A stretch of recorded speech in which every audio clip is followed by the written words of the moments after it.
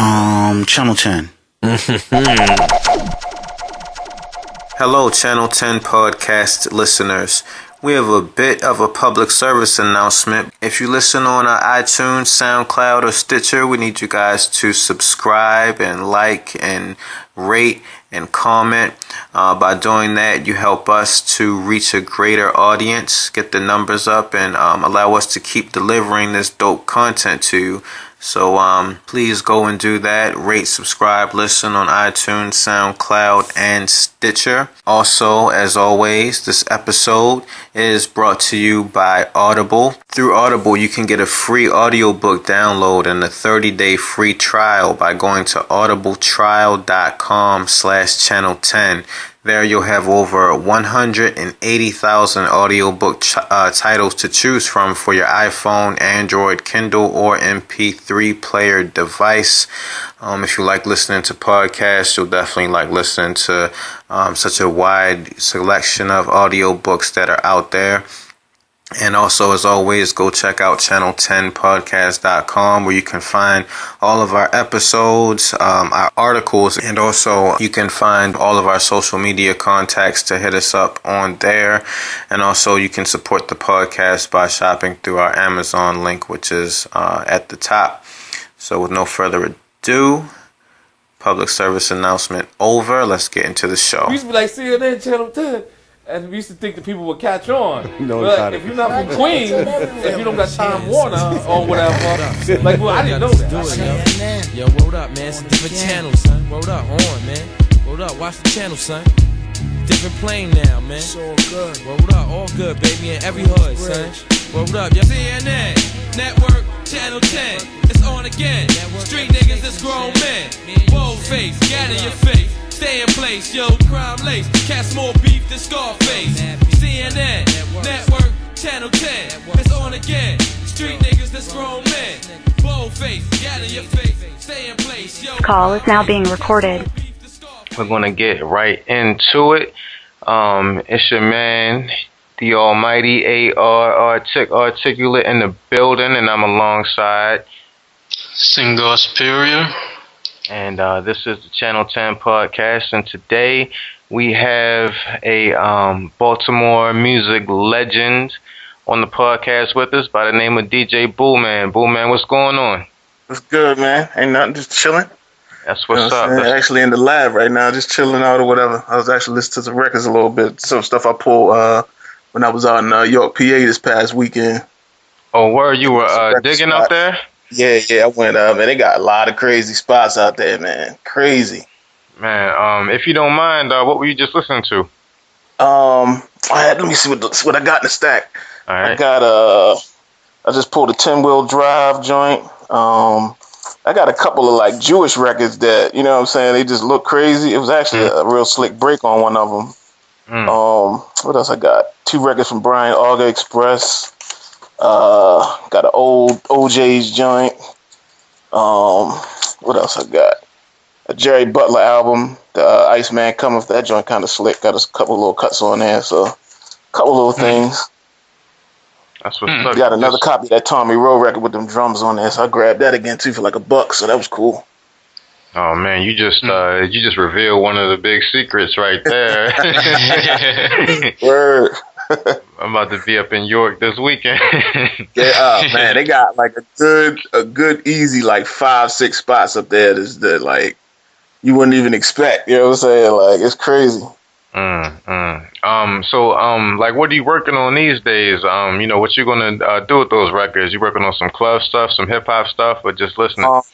Yeah, a little bit of both really. I'm actually right now I'm working about like probably like maybe 2% into my album. I'm actually working on my own album now, where I'm just pulling MCs that either I worked with in the past or dudes I respect. I'm just actually just doing a slew of beats right now, and then I'm gonna start approaching cats about putting stuff. I mean, I already talked to put the button in a couple people's ears, so I'm just doing beats right now, trying to get a pool of beats to to figure out what I'm gonna put on the album.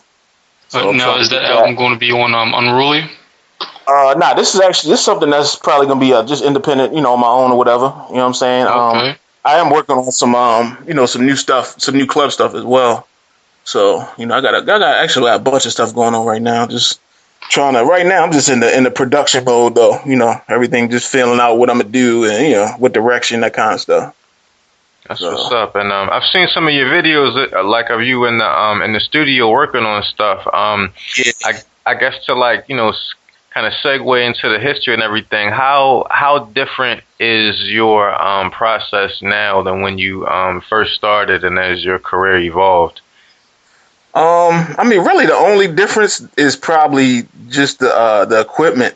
Like, you know, when I first started, I mean, when I originally started, it was just, you know, I really started out just DJing. So, I, you know, got a hold of my homeboy little, like a 4-track, you know, tape machine joint. So I really started doing stuff like that. But when I really got into really producing heavy, you know, I was using the ASR 10 for the most part. That was my weapon of choice for, you know, for years, for everything, for the club stuff and all the hip hop stuff. And then, you know, as I went on, started getting into the software and all that kind of stuff, I, you know, kind of progressed that way. But, I, you know, I still like to grab the machines whenever, you know, I can still do something on the machines or whatever. But right now, I'm like mainly using Reason, Ableton, and sometimes I'll use Logic. You know what I'm saying? It just depends. But Reason is probably what I'm doing the most on. But the rest of the process really ain't that much different. It's just the, you know, the actual stuff I'm putting the sounds into. But I'm still, you know, on the records and, you know, still digging, still DJing like that. That's never gonna stop. You know what I'm saying? And that's, you know, years. You know, also in these videos you have, it seems like you have quite an array of keyboards. So when you produce, what's your main keyboard of choice? Well, right. I mean, most of those, the keyboards you probably see in there, they pretty much all just USB.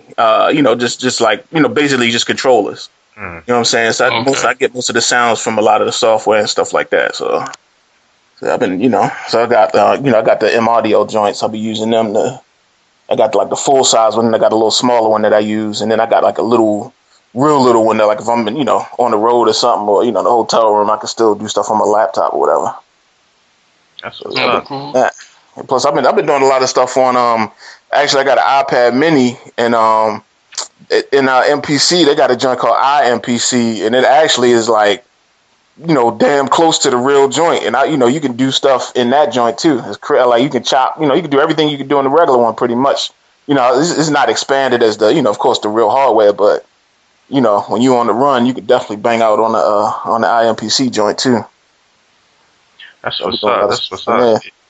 Yeah. So I guess going back to how you started and everything, like where did the music bug like really hit you, and how did you first get into it? Probably like most people. My pops was in a singing group called the Mondells.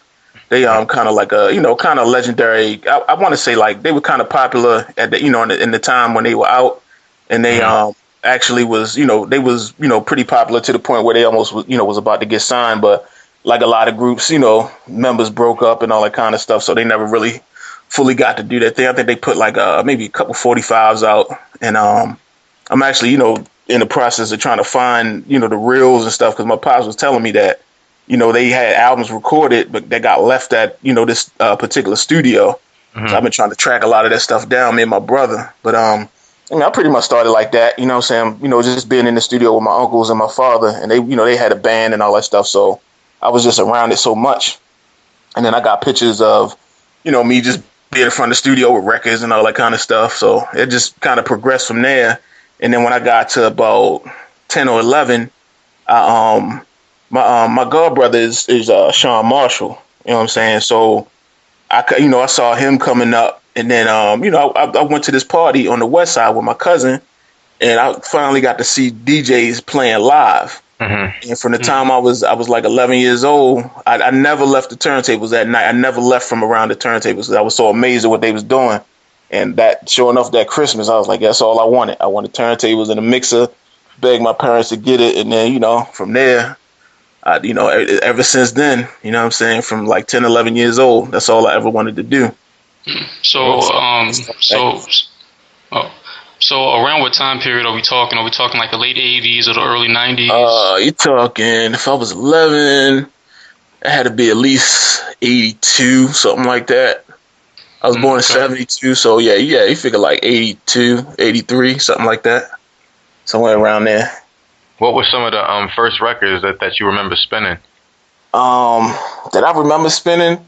Well, I know probably one of the first records I got. I actually my mother won this record off of I think it was V103 back then. Oh yeah, I and remember that. It was like a Sugar Hill compilation. It had like Sequence and Sugar Hill Gang and all that stuff on there. I remember having that record, and then I remember just having access to all my pops records. He had a whole lot of Blue Note Jazz and everything, James Brown and Marvin Gaye, all that kind of stuff. So like I used to listen to that stuff early, and then like everybody else around that time though, I was getting Run DMC, anything that was out, the classic New York stuff. I was just getting all that stuff and trying to buy it as much as I could, or get my parents to buy me records and stuff like that till I got some money to start buying my own records. So you mentioned in an interview that you've done every form of hip hop, from graffiti to dancing and everything like that, but DJing pretty much like kind of stuck with you.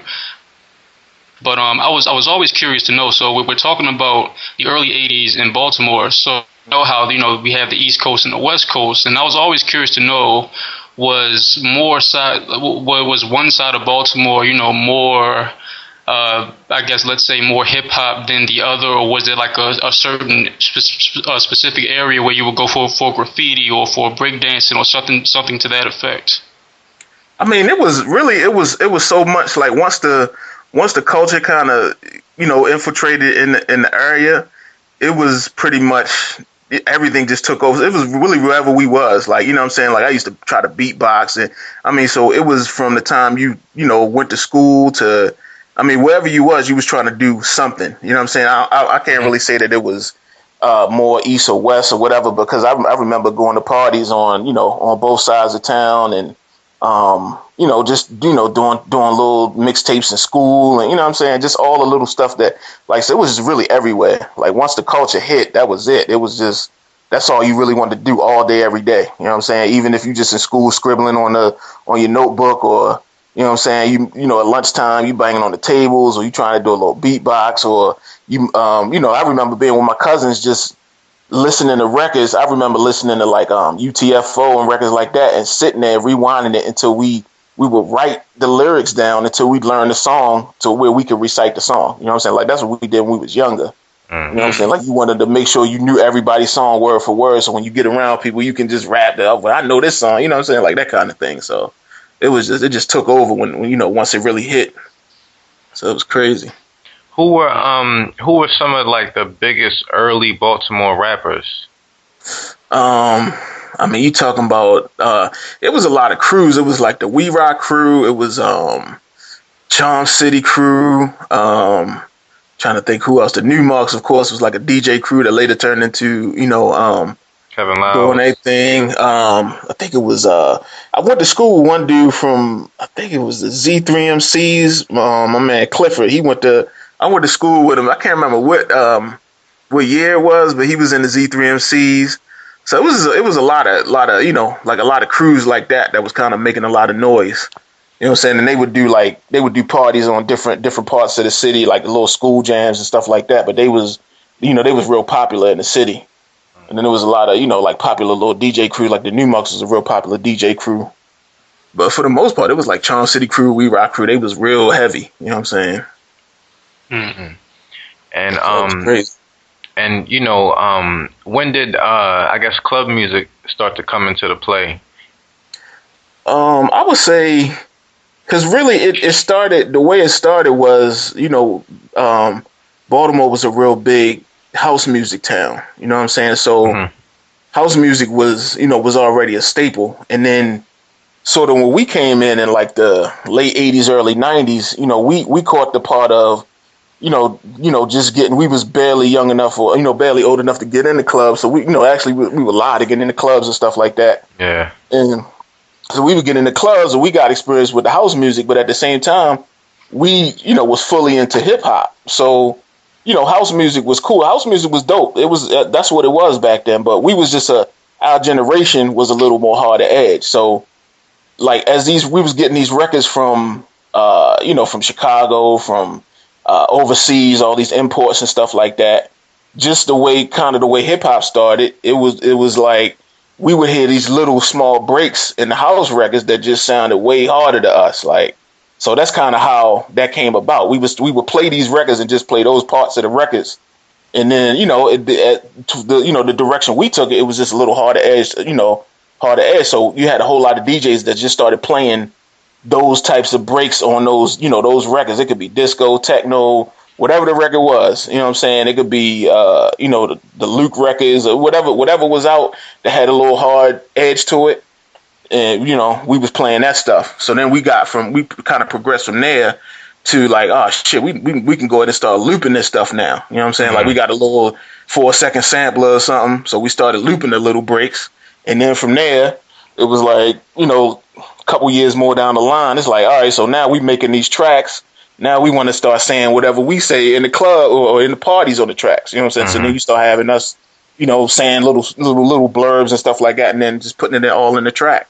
So it really kind of the same way that hip hop came about. It was all about the breaks. It was really no difference. You know what I'm saying? Yeah, no difference with the BPM a little bit. That's crazy.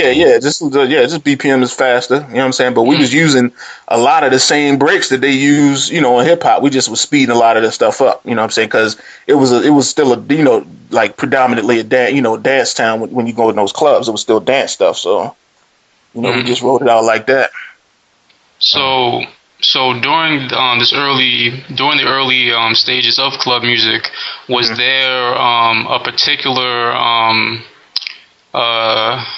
beat machine that was like kind of like primarily used by the earlier club musicians, like the ASR10 or the eSonic EPS to kind of like maintain that grimy, gritty sound?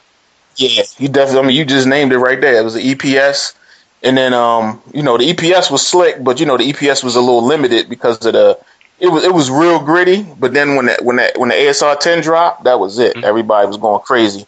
Like, what I'm saying? One of the first dudes that we knew that had the ASR 10, it was like, yo, once we saw it, it was like, yo, it's got more time, more sampling time, it's got all the keys and all that stuff. So that was pretty much, once one person had it, everybody started getting them. And I actually, my homeboy that actually was the owner of the label that I put some of my first hip hop records out with, Ant Boogie. He actually had an ASR 10, so he let me hold his ASR 10. So I had his for a long time, and that's how I made a lot of my first beats. And some of the very first stuff that I made was on my other homeboys in Sonic on his EPS. I actually didn't even know how to use the EPS. I just had records, because I was a DJ. I had the records. I knew what I wanted to sample. I just didn't know how to physically do it. So he would come over. I would tell him what to put in there and how to arrange it and stuff. And he would just make, that's how I made a lot of the early stuff. So I didn't really know how to really tweak it yet. And then, from then on, I started learning it. But by the time I got to the ASR 10, I was a fanatic. I was just like, what I'm saying? It was crazy. What was your vision like back then? Like, was it just like we having a good time and everything? Or was it more like after a while, like we can really do something with this and blow this up? Yeah, I mean, it started out just on some, just neighborhoods. Like the thing was, we was trying to just be the biggest DJs in the neighborhood. So once we figured out that we could make these little records and have our own little niche, you know what I'm saying? Like that was it, you know what I'm saying? So we started making our own joints, and then we would have them on cassette and then just play them at a party because we had something that nobody else had. So that actually kind of gave us a name. You know what I'm saying, around the neighborhood and all that stuff. So that was kind of initially what it was. And then I think the very first time that we made Watch Out for the Big Girl, this was pre-Unruly. These dudes had approached us. They had a studio. They had 2-inch reels and all that stuff. We actually initially recorded Watch Out for the Big Girl on a 2-inch reel in this studio. You know what I'm saying? Because they was like, yo, we saw how the record is when y'all play it certain places, and we want to try to put it out. So we actually recorded it there, and from then on, I started seeing like, damn, this mic could really turn into something. You know what I'm saying? And then by the time we got around to, when Sean and Scotty and it was really starting to do Unruly, it was like, all right, we started doing these records. So it was like, all right, so they, people was coming to us like, yo, we'll press this record up and we'll give you $500 or we give you $800. You know what I'm saying? So in the beginning, it was just a flip. It was like, damn, we can do this in my mother's basement and then get, I'm walking away with money in my pocket. I'm like, yo, so I'm walking around at that time. At that point, we just making a whole bunch of joints anyway. So all these labels was wanting the tracks, they wanted to put them out, and I was like, shit, I'm gonna just do them and put them out and just get the cash. You know what I'm saying? I wasn't really label oriented or business oriented back then. I just knew I loved it and I knew that I could make money from it. So that's kind of how it went in the early days. So it was just, like, yo, and at the same time, we was getting so much attention, you know what I'm saying? It was like, yo, we just building the name, and this is just stuff we was doing anyway in the basement, just making, little stuff for our parties and stuff. So it just got crazier and crazier. So around this time, was club music getting any type of airplay on the radio? Very little. It was at that time probably next to none. I know Frank Ski eventually, when he was on the air, he had started infiltrating it a little bit into his mixes that he was doing on the airwaves, but it really wasn't and that's the thing. The reason they called it club music, because it was strictly for the clubs. Like most of the time, we didn't even make clean versions and all that kind of stuff. It was straight. This is how we make it, and that was the reason why. Like when people listen to that sound, even to this day, the way we still make those records is we make them for the club, so that we wasn't really worried about compression and all. Like we made them because the clubs down here had some of the best systems on the East Coast. You know what I'm saying? You talking about like Godfrey's and Odell's and Club Fantasy and all these places like that. They had major systems. So when we made records to get played, like in the Paradox or something like that, it's because we used to make them for the system. So it's like we wasn't really worried about the levels. You know what I'm saying? Like I don't know how we didn't really care how it sounded on the radio or in somebody's headphones and nothing like that, because we made it strictly for the club. So. And that actually turned into like a signature sound that people was trying to wonder what we was doing. We was like, we wasn't really doing that. It wasn't no science to it. We would make it in the ASR 10, run it through the board, straight to the DAC. Yeah, I know a lot of people. Down tracks, we wasn't compressing nothing. We wasn't doing none of that. We was just like, yo, push the levels before there's enough so it don't distort, and that was it. Yeah, I think a lot of people still, you try not to distort, but I know a lot of people got their speakers blown out by the bass. Yeah, it's just crazy. It's obnoxious. You know what I'm saying? But the way when you hear it in the club, that's how you're supposed to hear it. You know what I'm saying? Like that's originally how you're supposed to hear club music. You're supposed to hear it in the clubs. It really wasn't made for radio, because the radio puts a certain amount of compression on stuff anyway. So yeah, like it's really made for the end. Because I actually went to the Paradox. My man Mark Henry had a party down there a couple weeks ago. We went, and a lot of the old dudes was down there. We was just listening. Like Rod Braxton had came down to play. He was playing all the old tracks, and I was like, damn, this what this shit was made for. It wasn't made for nothing else. You know what I'm saying? Like you gotta, if you really want to hear club music, you gotta go to the Paradox and hear it like that. That's the way you really need to hear it in its own context. You know what I'm saying? So you'll know exactly what it's about. Because some people, they was getting on it because they didn't understand it when they started hearing it on the radio. Or why is it repeating this amount? And why are you just doing the same thing? Because it wasn't meant for you to listen to it like that. You know what I'm saying? It was meant for you to be in the club dancing to it. And that's it. That's all it was. And that's another thing too, because also during this period, there are like a lot of clubs all over Baltimore during this time, right? And crazy. Yeah, and I always wondered, because I always hear from my brother, other people. Time period, there were so many clubs, and I was always curious to know what happened, because there aren't as many as compared to back then. Do you have any idea of what happened with that? I mean, honestly I don't know. I know it was some political stuff behind it, a lot of that stuff, but and the violence, a lot of the violence shut down a lot of these spots. Because, I couldn't even name how many clubs it was. Like, you had your choice all week, especially on the weekends, or where exactly you was going to go.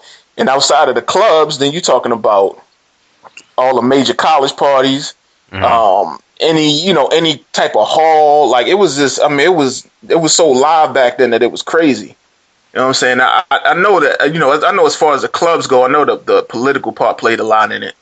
As far as, them, I don't know exactly the ins and outs of that part, but I just know that played a big part. And then, a lot of these clubs, just the violence just kind of, shut down a lot of spots, stuff like that. So 'Cause it was, I mean, it was incredible, the amount of club. You wouldn't even believe, like, when you look at the city now and look at it back then, you wouldn't even believe how many clubs was open right back then. It was insane.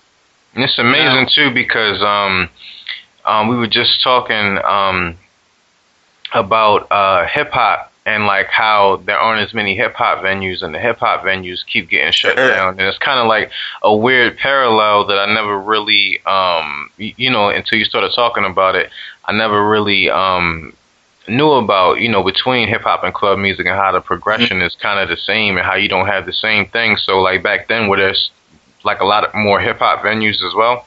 Yeah, it was.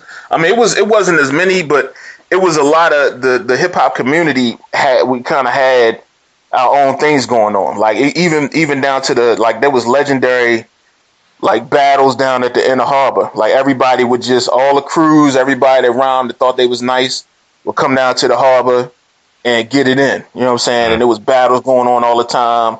You know what I'm saying? All this competition. And then it was more venues going on as far as hip hop too. You know what I'm saying? And you had like Supreme Imperial, you had like it was, and even the spots that had that had club music and stuff, they would still do certain nights, they would do hip hop events and stuff like that. So, it was still a lot of stuff going on hip hop wise as well. It was just, like that was just a good time for music down here.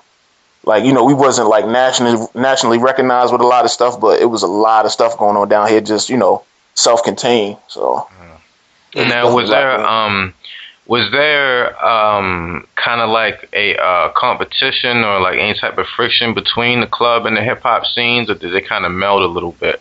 Oh yeah, no, it was definitely everybody that was in the hip hop world thought that the reason once club music started getting popular, started getting played on the radio and in the clubs and all that stuff, all the dudes that was kind of, not even gonna say all, but a good amount of people that was in hip hop blamed club music for the reason why Baltimore hip hop never got on, or never got, never had a wave where, they got signed and all that kind of stuff. So, and the thing is, I kind of rode both things, because I was hardcore underground and then I was hardcore club music, and I would hear it from both sides. You know what I'm saying? Like the hip hop dudes was like, yo, why you fucking with the club music? Club dudes like, yo, you still messing with them dirty underground dudes? And that's how it was, like back and forth. But, I love both of them. So, even to this day, you know what I'm saying? I still do both. Like, it's no difference to me. You know what I'm saying? But, to back then it was, it's still a lot of the same still though. We still get the same kind of thing, you know what I'm saying? But now it's just, now club music isn't as prevalent as it used to be. You know what I'm saying? But back then, that was all it was. Every other day, I used to hear the same things. It's like, y'all the reason why we not on, and all this other. I'm like, man, I don't understand that. Yeah, you know what I'm saying? I was always wondering, because now it seems like the market for club music is more so outside of Baltimore and like other places. So I was wondering, like when did it start to branch out to other places? Because I remember, when I was younger, I used to, be in New York, during the summers, and when I was in middle school, even like elementary school, sometimes late at night, you would hear club music on the radio in New York and stuff like that. And I was like, oh man, they playing this here too. And I never quite realized that it was just a Baltimore thing, when I was really, really, really young. Well, not like just a Baltimore thing, but I thought it was more prevalent and everything. So when did the branch out to other markets start to happen, and how did that have an effect? I would say, it was little pockets of it in the 90s, but when it got to like early to mid 2000s, when it was a couple of, like, we started getting a few people used to come down and kind of hang out and mesh with a lot of the dudes here. Like, you had my man Tamil from Jersey.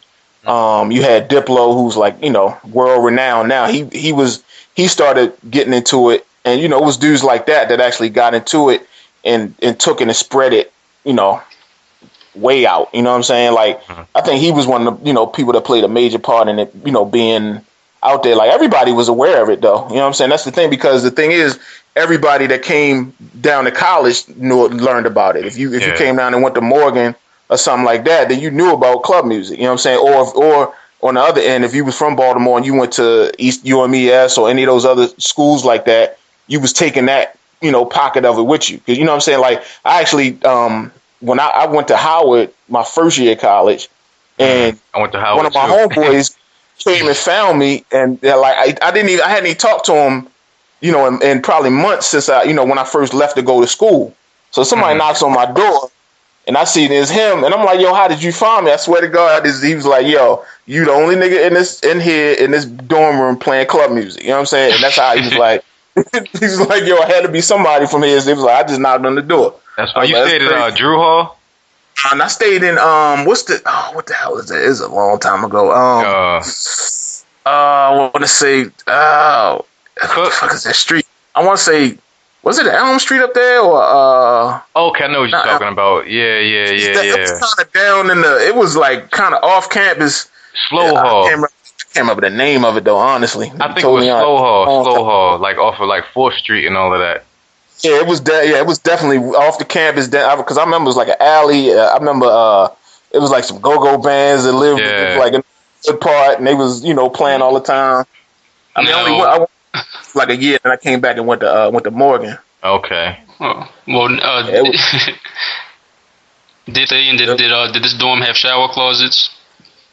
Yeah, it was okay, a little Meridian. Yeah, it was just a little. All I had in my room was the bed and the little sink. You know what I'm saying? I had to go out to use the shower. You know what I'm saying? Yeah. You were either in Slow or Meridian up on 16th Street, because I stayed in Meridian, and I stayed in Drew, and I stayed in the Towers when I went there. And what's crazy is, I went to Howard in 05, and I remember the cool thing about Howard was it exposed me to music from like all different regions that, was kind of like the underground music from there. And I remember the DJs from the party, they would always play like the music from different regions because everybody was from all different places. And whenever they hit that Baltimore, set in there, or that Baltimore part of their set, like it just went way crazier than anything else. And I just always felt that pride. It was crazy. It was like that, and that's the thing. That's how you got to know all of these different, different styles of music and stuff like that. Because I never really was on go-go. Like I hated go-go until I went to a one. When I went to it, I was like, yo, this is crazy. I seen how the girls react to it. I was like, yo, this is crazy. That's when I really got a respect for it and started to like it, because I was like, I didn't understand it until I really went to one. Yeah. I was the same way. Yep. Now, when it started to branch off, because, they have the whole thing, and you talked about DJ Tamil and everything, and, they have the whole Jersey Club and Philly Club thing. Was there, like, a big competition between that two, or was everybody kind of together? Because you said that you were kind of, like, hanging out with these guys. Yeah, I mean, back then, it was, Tamil and like, my man Sega later on, what Sega was doing stuff in Philly, they actually, like, Tamil, like, literally, he used to come down and buy records at the record store and all that stuff. And he actually was like, yo, he physically was like, yo, I want to take this to he was like, I want y'all blessing to be able to take this, back to Jersey and start my own thing. Mm-hmm. So that was why it was so cool with him, because it was like, yo, he actually paid homage, was like, yo, this is, I love what y'all doing.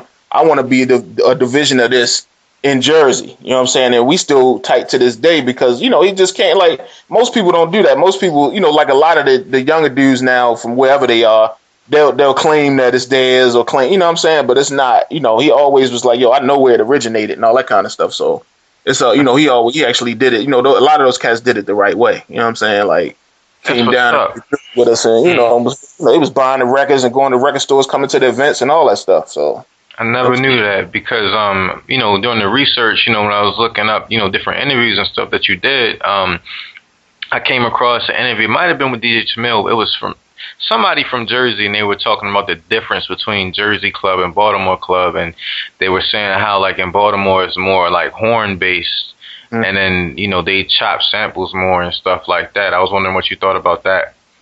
Yeah, I mean,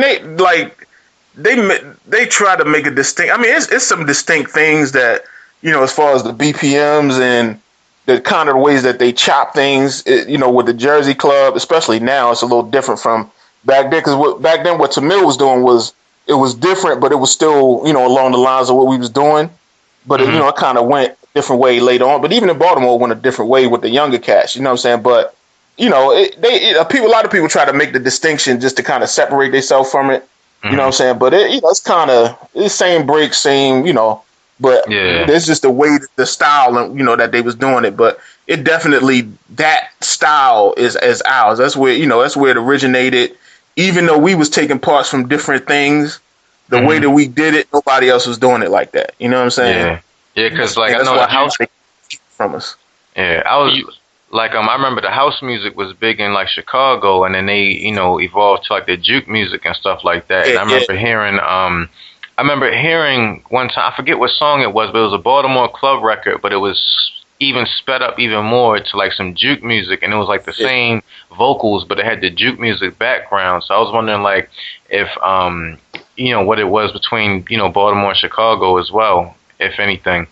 Yeah, well, Chicago, you know, they was the originators, you know, one of the originators of house, and they actually, that juke, a lot of the juke stuff is like, we actually borrowed from a lot of that style. You know what I'm saying? We borrowed from Miami, from, you know, it was a couple places over in London, and, you know, overseas. It actually, like, you know, it was a group called Shut Up and Dance. They had a bunch of stuff that we kind of took, you know, bits and pieces of to kind of make, you know, what we, you know, made our kind of style, you know, of music. So we definitely, you know, that's all homage paid to, you know, like Chicago, because they, you know, that's the original house stuff that we were listening to. And then they, you know, they had some dudes over there that was doing a lot of stuff, like the dude Cashmere. We bought a lot of stuff from him.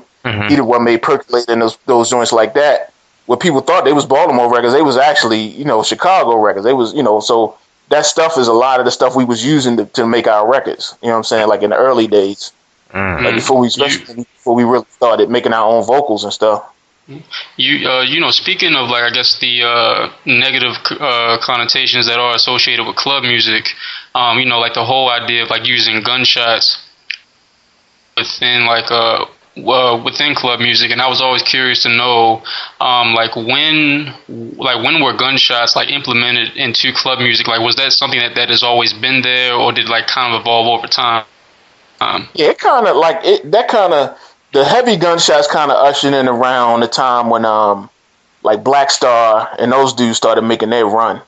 You know what I'm saying? They, you know, they even had a kind of a different style from the stuff that we was doing, you know, in like a generation before them. You know what I'm saying? So they was a little more, you know, even more aggressive, a little faster on the BPMs, and different, you know, they started using a little more synth sounds and stuff like that.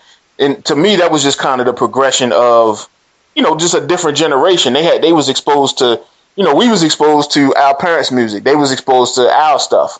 So, but they also had, you know, their own things they was listening to. You know what I'm saying? They came up in the era of, you know, Lil Wayne and that kind of stuff. So, you know, it just reflected that. You know what I'm saying? It was still Baltimore though, but it was just more, you know, more aggressive, more, you know, and they was going through, you know, it was more violence in the city. Like I'm, you know, even what's going on now, like a lot of that stuff, it's like it's heavy gunshot, you know, that stuff just, I think it's just a product of the environment, you know, how you come up. You know what I'm saying? We came up heavily in dance, even the dudes that was thugs and, you know what I'm saying, hardcore killers, they were still in the club dancing on the weekends. You know what I'm saying? So that's just what, you know, a lot of people just don't understand that part of it. It's like, yo, a lot of people look at club music like it was you know, like it was just something that, you know, gay people was doing or whatever. It's like, yo, nah, everybody was dancing to it. If you was trying to get a girl, you was dancing to club music. I don't care what you was talking about. You know what I'm saying? You could be the hardcore rapper, you could do whatever, but if you wanted to get some girls, you was going to a club that played house music or played club music. That's crazy. Oh, go ahead. Oh, and so you just mentioned Black Star, and you mentioned Diplo like a little while back. So I was curious to know if you were around during the time when MIA came down here and Black Star was working with her on her second album. Oh yeah. I was definitely, we were still definitely doing stuff. I actually did I did a remix for Ra in MIA. Joint called Bang. I did a remix for that. Okay. You know? Oh yeah. Yeah, so that, you know, I was still, you know, I you know, because me, I enjoy a lot of, even some people that didn't, you know, from the older generation that didn't like some of the newer generation stuff. I was still around for all of that stuff because I can appreciate what it is. You know what I'm saying? Even if I don't like certain things or whatever, cause from the traditional, but I still like the, so that was all a part of, and plus I was still spending heavy in the clubs and stuff around that time too. So I definitely ran into all of them all the time, cause everybody was coming down here at that point. So like in the early, like in the early 90s, did 88.9 ever play any type of club music in the beginning? Nah, that was always strictly hip hop all day, every day. Like I don't ever remember them playing. Yeah, it was never club music on 88.9. Not that I remember. Okay. And I pretty much been around 88.9 since the very beginning, like the very beginning. It was in Holmes Hall at Morgan, so you know what I'm saying. Yeah, I remember that. Yeah. So it's definitely, they always been straight about the the underground hip hop, B-sides to the records. You know what I'm saying, like that whole nine. Yeah, I still got my strictly hip hop tapes from middle school and everything, and you probably don't even remember, but I used to see you around because I interned there for a little bit. Oh, word? Yeah. So I used to see you around because you did the mixes and everything, and like some. And like I know you used to send them in sometimes, but sometimes you would pop up and you would have the what kind of car was it you used to pull up in? It was real distinct. I always knew that was you coming through, and I used to just say "What up" to you, whatever. I was like I was real young. That's what's up, man. Yeah. But I love strictly hip hop, man. I love that it's still around. You know what I'm saying? Like. Yeah. It's probably if not the longest running, one of the longest running college stations, especially for underground hip hop. Like that's rare to find that these days if it ain't on the internet. Yeah. That's crazy. That's what we kind of doing with this podcast and everything. Yeah. So like when you were getting real heavy into the club music and your first club music records started really popping off, were you still producing hip hop as well?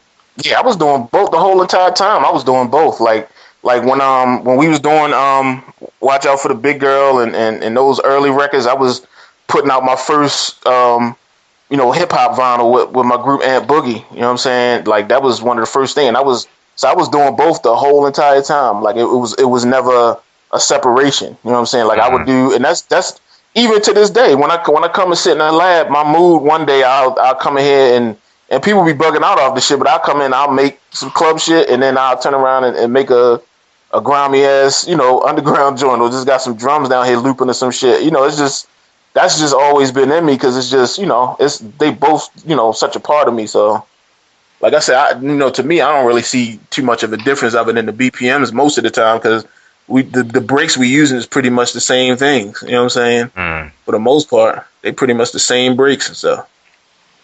And I think that's what kind of set us apart too, because when we did our club stuff, like our stuff is all my stuff has always been more drum oriented than anything.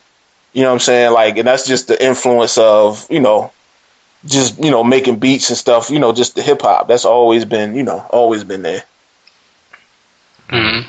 So around the time when you were like really getting your feet off the ground with the club music and everything, and you came out with your first record, were you like constantly DJing at clubs all throughout the city, constantly every week? Yeah, I was doing a little bit of everything. I like at that point I was doing a couple of clubs here and there. I wasn't real heavy in the clubs like that because I was doing more. Like for me, the college parties was the scene because I used to I started getting booked out of town to do Frostburg, State, and UMES and all those spots like that. So I was loving just traveling and and doing what I'm saying, because I would come out and do all the frat parties. Like I was real good with a lot of the frats, so I would do frat parties at all these different colleges and stuff. So I got to so I got to come out and DJ when they would bring in they would bring Onyx and all these different groups and stuff like that. So I got that kind of exposure just from from traveling out. So I never really I would do the clubs here, but that never really was my thing because I used to like to travel more. You know what I'm saying? Because I'd be like, they pay you to come out, they pay for your hotel room, and what I'm saying. So we was living like a little mini tour life back then. You know what I'm saying? And I had my little hoopy. I just packed me and my homeboys up, and we just roll out, and we just go and go do the parties and stuff. I used to love doing that. No, I went to UMES. So how UMES like around that time in the 90s, because from what I'm understanding, like, you know, like compared to now, they have like a lot more there, but it was still like nothing like in that time from what I've heard through various people. What, as far as party wise, or? Well, like I guess, for example, like they have like certain like amenities there like nowadays compared to then. So I can only imagine how hard they partied then. Oh yeah, back then it was in the 90s compared to now. Hard. I mean, oh man, I'm talking about 24/7, like to the point where we would go down there. We would rarely sleep. You know what I'm saying? And then I got good with It was this dude. I don't know if that club's still around, but in Pocomoke down there, it was a spot called Lawson's, and they used to bring down. He was a dude that he owned the spot, and it looked like he owned like half of the town or something, because he was one of them type of big tall white dude, and he used to bring us down, pay us a good amount of money, get us a hotel room. We come down, do his club, and then we just be down. UMS was crazy. Like, it was. I mean, I can't even, you know what I'm saying? Like the amount of partying and however crazy they think it is now, you got to multiply that by 1,000. You know what I'm saying? I can only imagine, man. Like, I mean, so was Talons and Talons and Ardens, were they there during that time? I don't even know what they are. Honestly, I haven't been down there so long that I don't even remember those. The only spot I remember there was like it was like some off campus like bar type spot, and they would throw stuff there, but for the most part everything was on the campus. Like, you know what I'm saying? I mean, they would do like big gym parties, but for the most part it was just this spot, like everybody just out. I just remember going to UMES, everybody just out, little different pockets of at off campus houses and stuff always had crazy parties. You know what I'm saying? Like, it was this one spot down there, it was just it wasn't even no furniture in the house. I don't even know who house it was, but they would just have parties in there all the time. They just be having smokeouts all the time. Like, when you go in there, it's just it was just crazy. I mean, this was all over the campus, everywhere. It was just all off campus houses and stuff. You know what I'm saying? Like, that's all I remember. Just people just out everywhere, just party. You can always go to find something to get into down there. So during that time, who partied harder, Frostburg or UMES? UMES hands down. I mean, Frostburg was cool because Frostburg was more, they had they had a little area for their parties and stuff. I mean, they would do their partying and stuff, but it was it was a whole different environment. Like, that UMES was totally different. You know what I'm saying? I used to like Frostburg though, because it was just getting out of town. Like, that was the first time I really got to be out in the mountains, and you know what I'm saying? Like, you traveling and DJing and stuff. At that point, it was just cool to be out there. And then then I would go out for a weekend. I might do 2 or 3 parties within that weekend. So I was just, I was just clocking money, just, you know what I'm saying? And then I had a couple homegirls up there, so I crashed there and pocket the hotel money too. So it was like, I was just living. You know what I'm saying? Now, when you say pocket the hotel money, so that's like, I guess as time went on, I guess you became more business oriented, to where people are booking you and they're booking your hotel and everything like that, and giving you the bread and all of that.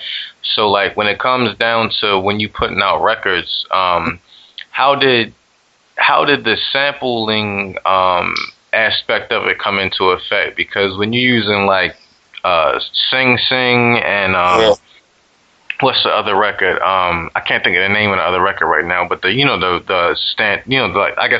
standard Baltimore Club break that everybody kind of thinks of.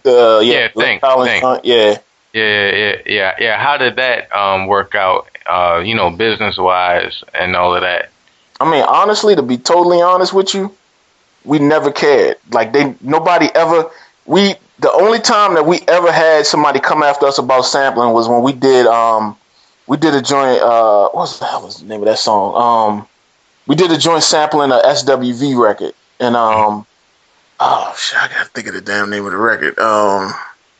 It can't come to me right now, but we sampled this. I had an acapella SWV, so we chopped it up, sampled it, and they started playing it real heavy on the radio, and to the point where we got a cease and desist letter, like, yo, y'all. I mean, and they never really came at us legally because we just because we was selling the vinyl, and they was like, yo, you stop selling the vinyl and don't put that record out. You know what I'm saying? That was the only time we ever really, somebody ever really came at us about sampling. Like before that, we flew under the radar for years. You know what I'm saying? Like all that time.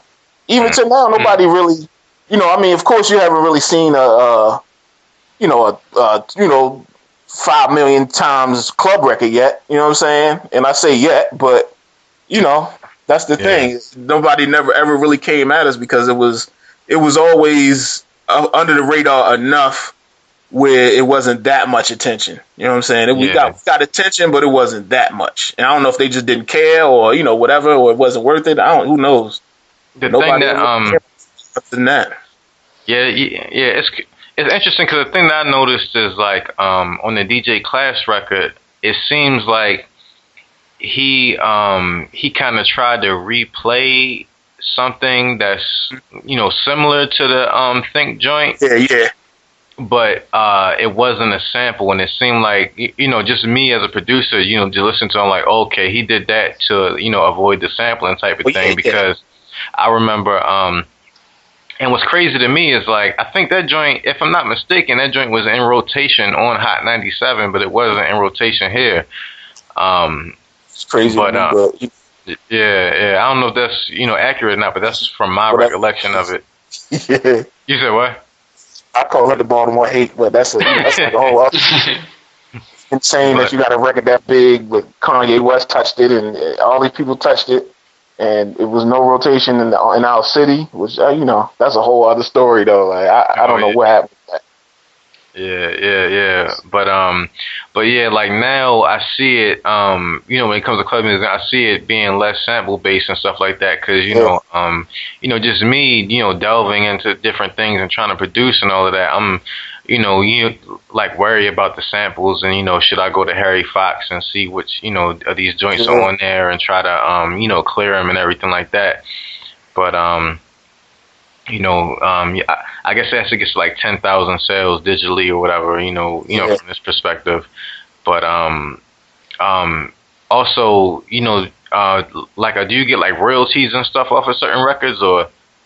But I mean, for that stuff, we never, and that's the thing, we never fully pursued a lot of the stuff that we probably should have. But like I said, it was, we was good with it being under the radar because for the most part, we was just doing vinyl, you know what I'm saying? And I mean, later on, we started doing like mixed CDs and having it on CDs. But, at that point, there was no digital. So it was just, we would press up a good amount of records, make that money, make our show money or, club money and stuff. And then it was good enough to fly under the radar with that because, that's always been one of the biggest fears. Like, suppose somebody really goes back and looks like, damn, they've been sampling our shit for, what I'm saying, like 20-something years. Like, so it's that was always a thing. Like, it was good where it was, and we kind of kept it that way. You know what I'm saying? We, and of course, if, something would have blown up, crazy, it would have been what it was. But at the same time, it was just like, we were aware that, like we can't do this forever and somebody not say nothing. You know what I'm saying? Like, we just kind of flew under the radar with it. So, we never really did a lot of registration on, even to this day, I kind of stayed away from a lot of that stuff. A lot of those records could have been bigger, but at the same time, we would have had to pay a boatload of sample, because we was just sampling whatever. So, one song might have a bunch of high price samples in it. You know what I'm saying? So that was just kind of a thing where it was just our culture, and we just kind of kept it where it was. So going back to like the early '80s when Baltimore Club started, so you mentioned like 1982 when you were coming up and you got your turntables, and this is like around the same time, like you have house music, you also have electro and going on in LA with Egyptian Lover and Arabian Prince, Uncle Jam's Army. So I was always curious to know, was there like a small pocket of, I guess like these kind of like outliers in Baltimore who were against club, but they were all for like the electro scene, and there was like a small electro scene in Baltimore that no one really knows about during that time period? Yeah, honestly, everybody else was against club, like except the people that loved it. The hip hop people didn't like it. The house people damn sure didn't like it, and these were my friends. You know what I'm saying? And they was just like, yo, I don't know what you're doing. You know what I'm saying? Like everybody wanted us to get into producing house music, but it just wasn't what we wanted to do. So it was everything else nobody really liked. Like that was the thing. It wasn't popular. It was only popular with people that went to those clubs and danced to that music, and that was pretty much it. And people in the hood and that kind of stuff. That was that's what the music was. That's what it was. That was the music for the hood. You know what I'm saying? Outside of the hip hop records and stuff, but that was the club music that we did was the music for the hood. We go party and everybody did their thing, but everybody outside of that really didn't like it, or they liked it and they didn't want to admit they liked it. You know what I'm saying? Right, but like I said, at some point I saw people that claimed they didn't, they was at the clubs, they was there. So you know what I'm saying? But it definitely wasn't that popular. Not as popular as it seemed. With especially for other people that like other genres of music. So that was kind of crazy. So during that time, so club music was. So let's say your typical suburban cat from let's say Aberdeen or something like that. I don't know, Catonsville or some shit. What would they most likely listen to? Would it be electro or house, or what type of genre would it be? Since they would probably be against club music during this time period. If they was against club, most probably somebody. Probably house music, you know what I'm saying? If they wasn't really like hardcore into hip hop, they might like the electro, and because you had pockets of people that liked it was a lot of European imports, European house, that style of house coming from over there, and then you had the traditional like soulful kind of stuff coming out of like Chicago, New York. So a lot of people was just on the house music, you know what I'm saying, real heavy.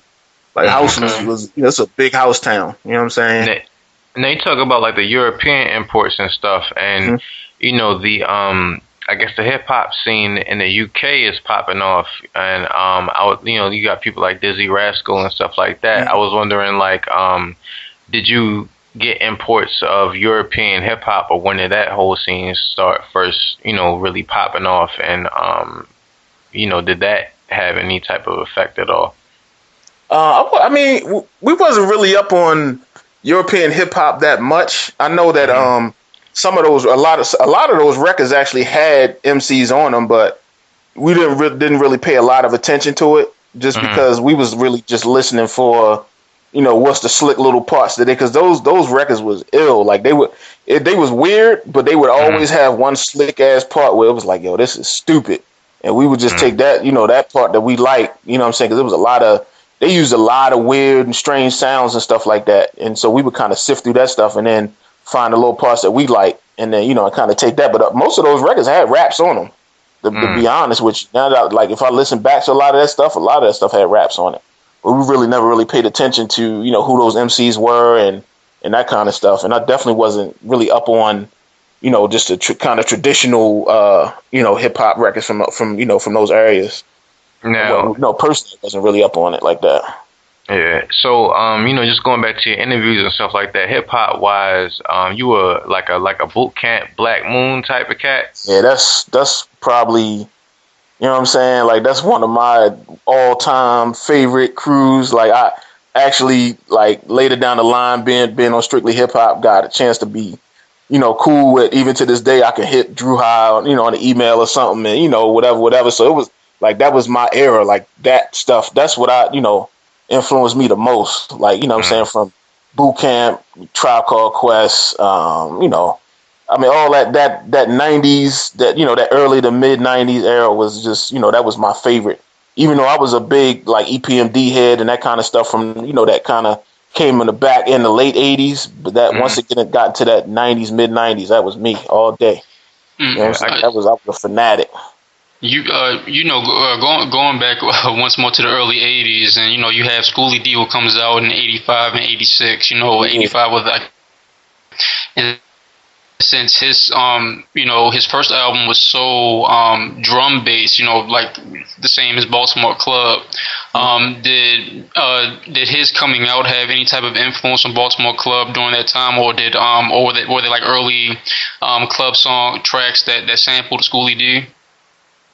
I was definitely a Schoolie D fan. You know what I'm saying? I don't remember sampling any of his stuff. I'm trying to think. I don't remember Yeah, I don't really remember sampling it. I was definitely a fan of his, though. You know what I'm saying? And that music. But I don't remember personally sampling any of his material like that I can think of.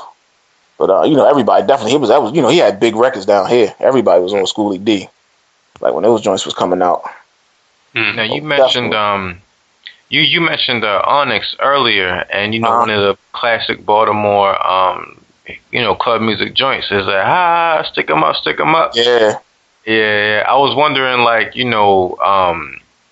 they hear that, and what was their reaction to it if they did?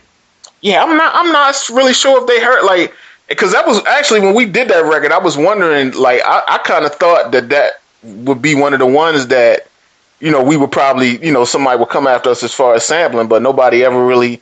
I'm sure they was aware of it because it was, when that record hit, it hit, and it still to this day is like a big record. Mm-hmm. So I don't know, I'm not totally sure if they were ever aware of it or not. And I remember doing a show. I think I DJ'd a show where they was there, but I don't know if they I don't remember them even like ever knowing about it or whatever. But I mean, like recognizing that they knew about it. But that was definitely that was one of the records that I thought that they might come after us for. That record, when it came out, that record was huge. Yeah, I was wondering too, like if Kevin Liles had any impact in the scene with the club music or anything like that, or was he just strictly hip hop? No pun intended. But yeah, did he have any influence, or did he do anything in that area? And did you have any like interactions with him? In the early days, he with the New Marks when they was doing their thing, they definitely influenced what we came to do later. Mm. They actually had a joint called North Avenue. That joint was like one of the early like kind of club style records. But actually, and the crazy thing is, I didn't really run into Kevin Liles on a club music tip. What's kind of crazy is, I'll tell you when I finally got to actually have a conversation with Kevin about stuff. Like this was I'm gonna say 2000. I don't want to get the dates wrong. I'm gonna say around maybe 2000, maybe 5 or 6 or something like that. Mm-hmm. So around the time I was being managed by I don't know if y'all remember Butterman. They used to be down here, from MTV and all that stuff. Yeah. Him and Morgan back in the day. So I've known him for all those years. So he actually was managing me at the time. Him and my man Nigel Mack, was one of the head A&Rs at Universal a couple years back. Mm. They were co-managing me at the time. So that's when I was just starting to, I was, doing the beats and doing the club stuff. So I'm in the crib one day and I get a call. I pick the phone up. So I'm like, yo, what's up? He's like, yo, what's going on? It's Kev. I'm like, Kev who? He like, Kev Liles. I'm like, Kev Liles. I'm like, what's up? So he like, yo, he was like, yo, Diddy, really fucks with the club shit. And he hit me and asked me, who can I get to do a Baltimore club mix for him? He was like, so I called Butter and they told me to call you. I was like, all right, cool. You know what I'm saying? Like, this was crazy at this point. I'm like, damn, Diddy, like, hold up. So, I'm talking to him about it. And he like, yo, so we going to get you the record. And then, he was like, you see what you could do with it. You know what I'm saying? So I called Butterman. And it was like, yo, they going to get you the vocals. They shot me the vocals over. So I was like, I called him back. He was like, yo, let me know when you get it. So I got it. I listened to it. He's like, you think you could do something with it? I'm like, hell yeah. You know what I'm saying? So I like, all right. He was like, yo, just let me know when you got something, and we'll get it to him. So as soon as I hung the phone up with him, I got right on it, and not even 2 hours later, I banged the joint out, and I was like, yeah, I'm going to send it back to you. He was like, send it back? I'm like, yeah. So I sent it back. They like maybe like a day or two later, I got a call from Buddy. He was like, yo, Diddy fuck with it. It's a go. He was like, his A&R gonna call you. So his A&R called me. Chopped it up with him about certain things. He was like, yo, do this and this. Get it to his engineer. So I got it to the engineer. They liked it, and after that was it was a go. He was like, yo, y'all just invoice us, and they cut me. That was probably one of the biggest checks I ever got doing that club remix that I did for Diddy. And that was all the hookup through Kevin Liles. You know what I'm saying? So it was like that. which is crazy. Like years down the line, that's kind of when I, had my first interactions with him as far as business goes. Mm. It was just what song was that? It came out. It was a bonus cut on Press Play. For how did I forget the name of the shit that quick? I'm tripping right now. It was the joint he did with hold on. Yeah, ready quick. Get Off. Cool. It's called Get Off on the Press Play. Okay. I mean, it was a bonus CD on the. It was a bonus CD on the Press Play joint. Okay. So it was definitely cut a nice ass check for that joint.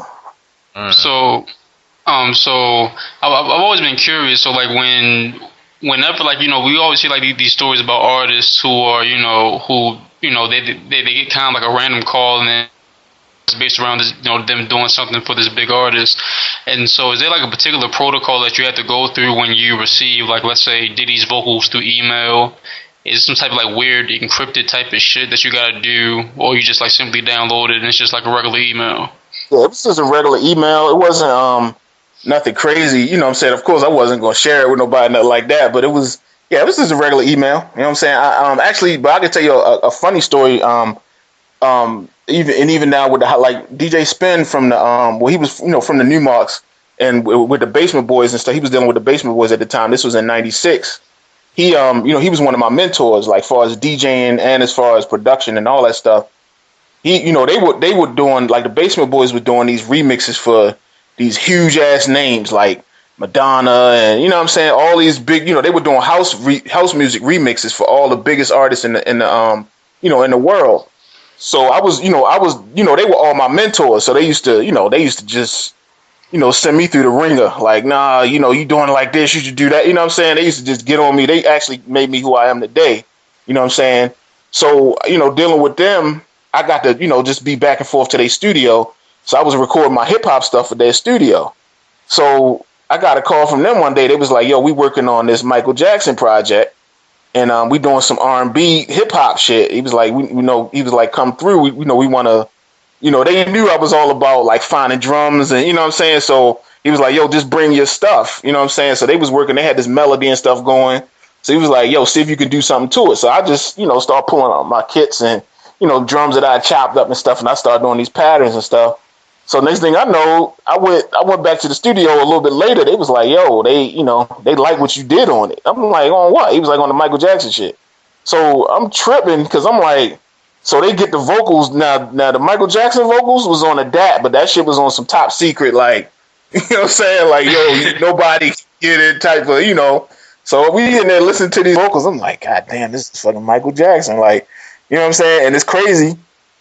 So to this day, like I got a credit for doing drum programming on Strangers in Moscow on the remix for Strangers in Moscow. I was actually on the record and everything. You know what I'm saying? That shit was real ill. Like on some top secret. That's the only time I really see super top secret shit going on. Like it was crazy. But that was one of my like very first early like credits. You know what I'm saying? Which was crazy, and that was all because I was into chopping up drums and shit like that, which was real slick. Because they was all house music dudes, so they wasn't really up on, a lot of the breaks and all that kind of shit. So that just played to my advantage. I was like the young dude to them that was, that was real heavy into hip hop. Damn. So did DJ Spin? Was he the one that kind of gave you or allowed you to play like on your first drum machines or like do your first patterns or something like that, mentor wise? Well, he was a little more down the line. Like this was like. Mid 90s. He actually got me my job on DJing on V103 because he's been big here since the 80s. You know what I'm saying? Like, and to this day he's one of the biggest house music DJs in the world. You know what I'm saying? He travels around the world. That's what he does. All day, all week. He's different countries and all that stuff, playing these festivals and all that stuff. So. But back then, you know what I'm saying, he was still to this day probably one of the illest hip hop DJs you'll ever hear, but you'll never hear him doing hip hop sets no more really because he just does house music now. But back then he was into all that stuff, so he was he like early in my production around like the mid 90s and stuff, he was a big mentor in that and with my DJing, like getting me to like a the next level. You know what I'm saying? Like playing, you know, when you trying to play big clubs and that kind of stuff. That was, you know, the kind of mentoring I was getting, and I was in the studio with them, so I was learning all the engineering stuff. You know what I'm saying? I just was a sponge around all of them. Like they would get on me all the time, but you know, I was learning the whole time. You know what I'm saying? So like those dudes really played a big part in, you know, in what I actually became or whatever. Okay, so when it comes to engineering now, do you still like record analog, or have you switched like totally to digital now? Yeah, right now I'm just all digital. You know what I'm saying? Like I mean, if I can get into an environment where we can do, you know, like analog recording, then I'm all for it. But, you know, right now it's just so much, you know, it's so many things that you could do right in the, you know, right on your laptop now. You know what I'm saying? That just, and, you know, and they have things that, I mean, it's no match to analog sound, but, you know, the way things are now, you can, you know, there's plugins and all that stuff where you can make things sound kind of the way you want them. Only like the you know, the most hardcore purists will know exactly what you're doing, because most people don't really give a damn these days anyway. You know what I'm saying? Which is kind of sad, but you know, it is what it is. But yeah, I'm doing all digital stuff these days now. So I guess so far, what is like the biggest club that you've played at so far? Probably, let me think. What's the biggest club?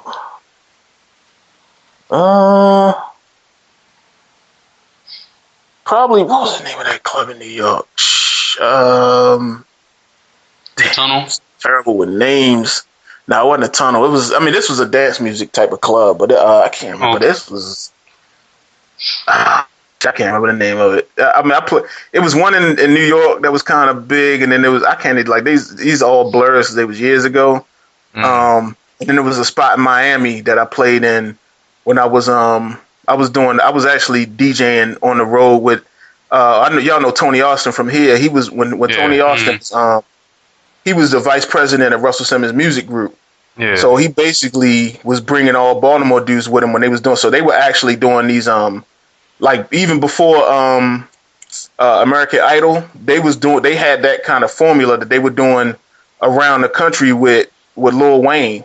And they, you know, he was like one of the like celebrity judges and stuff. So like we would just go to these different cities, and they would, you know, it was a big talent search all the time. And so they would just do that during the day, and then at night, you know what I'm saying, he would come and him and Baby would do appearances at the club, and we would just go in, you know, DJ at the club, and, you know, go to the next spot and all that kind of stuff. So that, like, it was a club in Miami. I can't think of the name of that joint. It was in downtown Miami though. That shit was huge. And actually, some dude got shot inside the club that night too, and shit was crazy. Damn. Yeah, that was, you know, and that was actually the first time I got to see how some of these like superstars move. Like I seen them dudes move and go to these different clubs, and just for appearances, they was grabbing, like they was giving these dudes 50, 30K just to come sit in the club, drink for an hour or two, and then bounce. You know what I'm saying? Like, it was crazy. It was insane. So, this is probably the two clubs. Actually, I just can't even. I can't think of the names of them though, honestly. So like so in I guess in the early stages of your career, when you were like just, I guess, you know, maybe doing stuff in DC and, like, you know, doing stuff weekly through all the clubs in Baltimore, like what was the average type of payday that you know, I guess your average Baltimore DJ was getting inside Baltimore alone, like in the mid-90s? Mid-90s, probably. I mean, if you was doing a major club, you might be getting anywhere from, I mean, if you was a headliner, you might be pulling like a grand or something, maybe somewhere around there. If you was like mid-level, you might be, you know, somewhere in the 500 to, I say between 500 and 1,000, somewhere in that range, or, you know, maybe a little more depending on if you was on the radio, that kind of stuff. So, you know, somewhere around there. But, you know, nothing like the club, like most of these clubs, you know, even to this day, if you're not a headliner, they're gonna try to squeeze you out for, you know, for money or whatever. But yeah, it's just business. You can make a decent amount of money if you was, you know, you was on the radio and kind of headlining. You can make a good buck. Okay. You know what I'm saying? And so and also during this period, you know, I'm assuming, you had the Baltimore Sun and like other, I guess, earlier publications, and I'm assuming the city paper was around during this time too. So, were there like early, music Baltimore-based music journalists who were like documenting what was going on within the Baltimore club scene during this time, or even in the early 80s coming up? Back in the early days, I'm trying to think. Do I know anybody that? I mean, nobody really stood out. We would get little like write-ups here and there, but nobody really stood out in the early days. Like when it started getting to like the mid '90s, you had like Kelly Connolly. She had she was writing for a paper, and then later down the line, Al Shipley. That's my people's. He was a real cool dude. Him. Oh yeah. I started listening to a little bit of it. I got to catch the rest of it though. But he really went in on it. Once in like the 2000. I think maybe early mid 2000s or something like that is when he really started. Like really taking an interest in the club music and like really getting in depth on on a lot of the stuff. So, but back in the early days, I can't really say I remember. Like I remember little small publications and stuff like that, but. No one that nobody I could think of that really stood out as far as like the publications or whatever. Okay, now like during that time, since at least here, Baltimore is from what you're telling us, it was like very fruitful hip hop wise and culturally. Were there like any like like kind of random underground hip hop magazines that tried to get off the ground and eventually over time they kind of lost steam? Yeah. What was my man? My man Quentin, and this joint was called, I think it was called Expressions. He was a dude. He covered pretty much everybody back then, and he was doing his own thing. You know what I'm saying? Printing up his own magazine. Like it was just a little like paper publication, but he was like it was popular back then. You know what I'm saying? And he was doing his thing with that, and it started getting to a certain point, and then after a while, you know what I'm saying, I just stopped hearing from him. I haven't seen him in years. You know what I'm saying? I think he's still around, but I'm not sure exactly what he's doing now. But back then, he was doing this thing with the Expressions magazine. Mm-hmm. Like that was pretty dope back then. Like everybody was on it, you know what I'm saying? Because he would come out, and wherever you was, he would come out and interview. You know what I'm saying? We go get some drinks, some smoke, and we just chop it up. And he was doing that with all the different groups and stuff like that. So that was kind of cool. Hmm.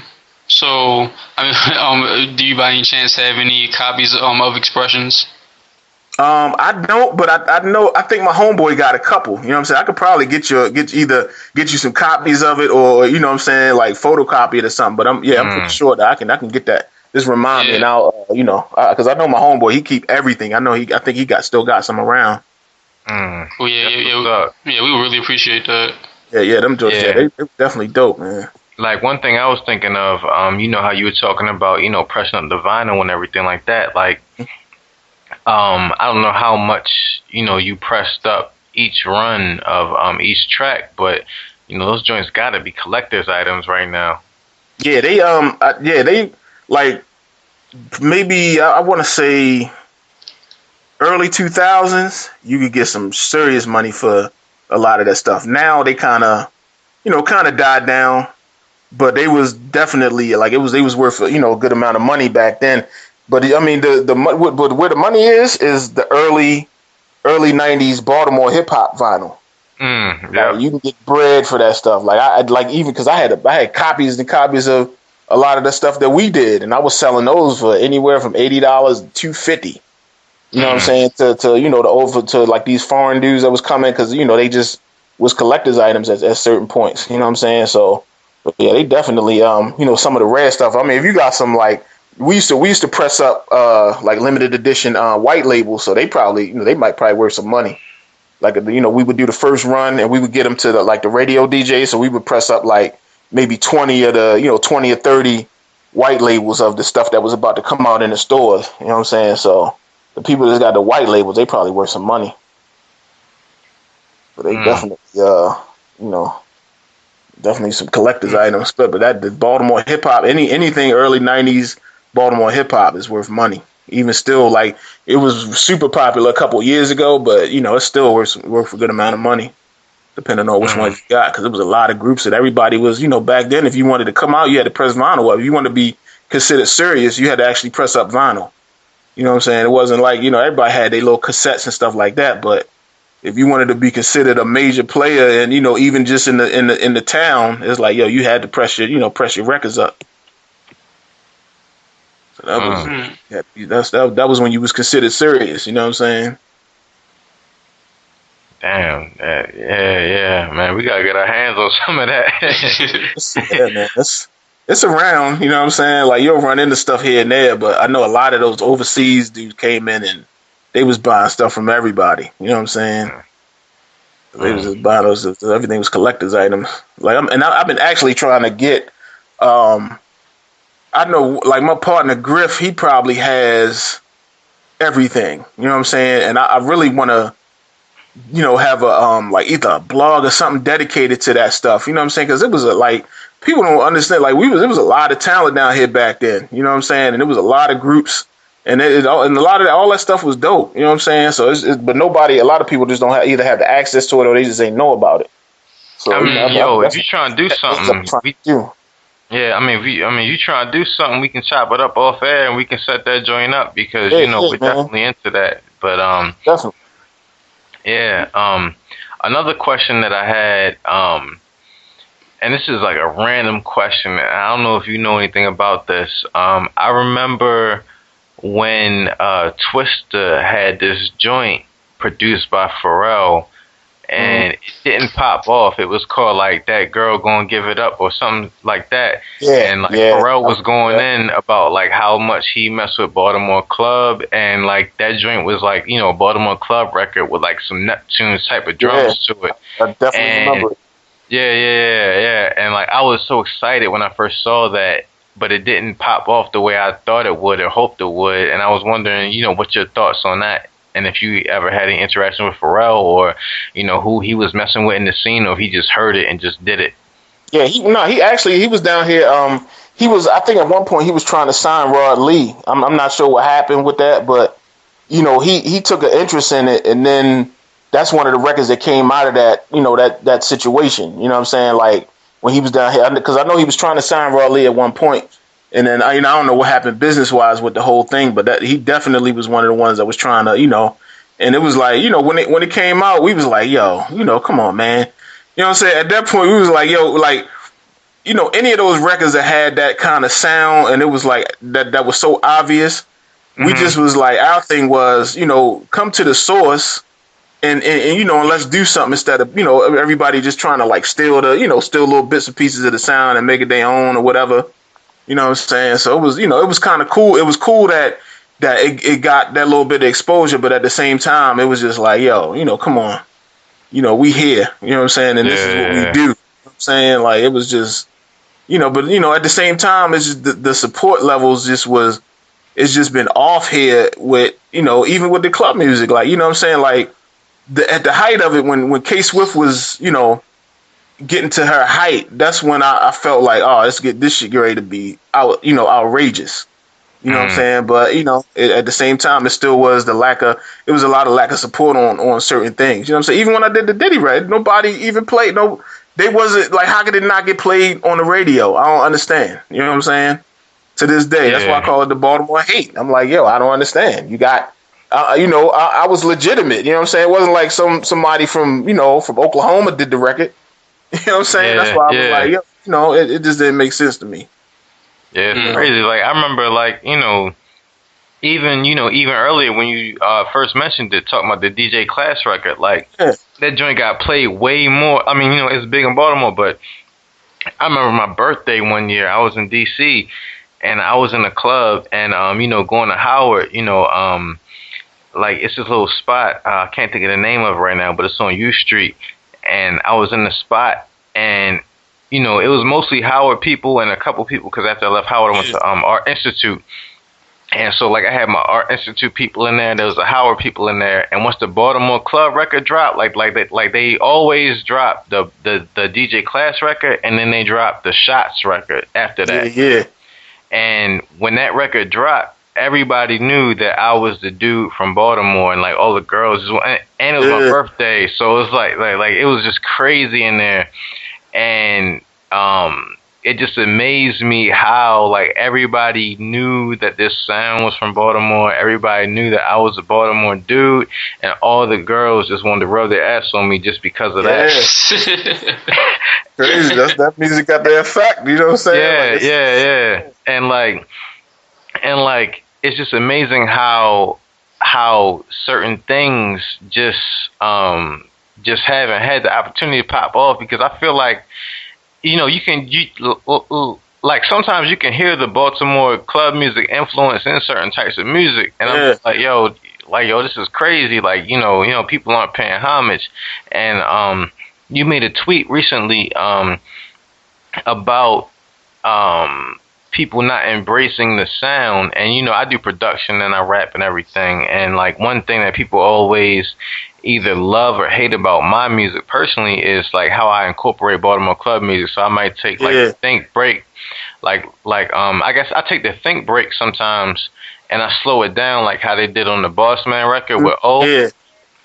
And like, you know, I incorporate that and just add melodies and all kind of samples and stuff over top of it. And you know, people either love it or hate it, but everybody's like, yo, you got your sound or whatever, and it's coming from Baltimore. And it's like, yo, if we just like, you know, you can fuse the two together by slowing it down and rapping over that joint, and nobody does it. And you know, Rod Lee did it, and you know, you got what's his name, Tate Cobain right now, who did it over the Bankrolls joint, and that's a classic rap. Like I've heard that joint out of town before. And I'm like, yo, 15 years later, this joint still rings off out of town. And everybody's still popping to it, so it's something here. That's what I said. I just, man, I don't get it. Why? More especially the rappers here, like, you know what I'm saying, like. The thing that I always hear is like, it's if you either rapping on club or rapping on something similar to club is like it's perceived as being corny, and I just don't understand that. I never understood it. I was like, you know, and my thing is, but we emulating this Atlanta music so hard, you know what I'm saying? And I just like, you know, but the thing is, problem with it. I'm like, yo, we got our sound here. Like, I don't get it. Yeah, but the thing is too, and you know, I don't want to talk bad about Baltimore, but it seems like an emulation type of city, because in the early 90s, you know, the little bit that I know about early 90s Baltimore hip-hop, it was like everybody was trying to sound like Wu-Tang. All facts. Very true. And There's then a lot of people here trying to sound like Wu-Tang. You know and then, you know, coming up through middle school and high school, it was all 3-6. Like, you know, you couldn't walk out in the street. You couldn't go to Ricerstown Road Plaza and not hear 3-6 just banging up the joint, and everybody sound like that. And like even dudes who I knew who came up off of people like Cannabis and, you know, just straight lyrical, you know, quote unquote lyrical miracle hip hop. When that 3-6 hit in Baltimore, it was like, yo, we doing this 3. And, you know, people who really know music, they can see the similarities in the flow. Like, you know, them dudes were kind of lyrical in their own way, and the way that they did the flows and everything was kind of cool. But, you know, the way that we grasped on the 3-6, and then we grasping on the, like, Gucci Mane. And there was an interview with Lil Boosie. I think Lil Boosie said on the Breakfast Club that he's the king of Baltimore. And I was like, yo, I can't knock you. You are. Right. It's crazy. That's the truth. It's because it's like, and that's the thing. I was like, I wish that, like, I wish the audience here would have that kind of passion for artists here. You know what I'm saying? And the sound here. Like, it would, you know, we would have been, you know, this city would have been, you know, bigger than, you know, music wise would have been bigger than it is. You know what I'm saying? Like, I don't know. I just don't get it. I've been trying to figure it out forever. You know what I'm saying? Like, it's crazy. But I even talking to my pops doing some of the older old heads, they was like, man, it's always been something crazy with this music industry here. Always. Even back then. You know what's crazy is it's something like I don't remember where I saw it, but it's something that I kind of bring up and I talk about a lot. And I don't remember, like I can't cite my source because I don't know where I heard this, but something about the Druids and Druid Hill Park and how they put a curse over the city. I can believe something. I don't. Who knows? Like, I'm not ruling anything out at this point. You know what I'm saying? Like, I don't know, man. I just don't get it. You know what I'm saying? Like even to talk to guys way back in the in the '60s when they was doing doo-wop, and they still was saying like, yo, it's just something about this city and this music industry, and I don't know what the hell it is. And I even heard to the fact that a couple people in the industry just was like, yo, certain towns need to stay, as followers so they can buy, certain kind of music. I don't know. I don't know what it is. You know what I'm saying? like Yeah, because I hope it changes. You know what I'm saying? I hope I get to see it. You know what I'm saying? Because because even like if I read correctly, I could be wrong though, but if I'm not mistaken, I believe like the Orioles were kind of like the premier doo-wop group in Baltimore, and they were supposed to become, I guess like something like the Dells or something like that, and it just never happened for them. And certain people couldn't really, grab by, and there was some political bullshit involved and stuff like that. So it's kind of crazy, especially since you kind of come from that lineage where you have a father who was, really within that realm, and you're in hip hop, and it's like the same exact shit going on. But also like this is something that me and Arctic have talked about. He put me on with this one blog post like years ago, maybe 2009, this random hip hop blog post where they posted 2 random songs from 90s Baltimore hip hop, and one is from Third World Assassins from '97, and then the other one's from Parafruit from 1994. And so you remember them? Yeah, they actually one of the dudes from Parafruit, he did the artwork for one of our for our first record, I think. Yeah, the first Ad Boogie record that we did. Yep. Well, so it says Parafruit from the Bone Dice. For the Bone Dice, yeah. Yep. What is the Bone Dice? I don't even know. Honestly, to this day, I still don't. We used to try to figure it out back then, like what the hell did the name mean? But to this day, I still don't even know what that name means. They was live though. It was live. What's crazy is like trying to track the history of Baltimore hip hop, because like certain cities like they have the history down, but like we don't have a history down. So it's like talking to you, we try to get this down and record it and just etched in history in stone.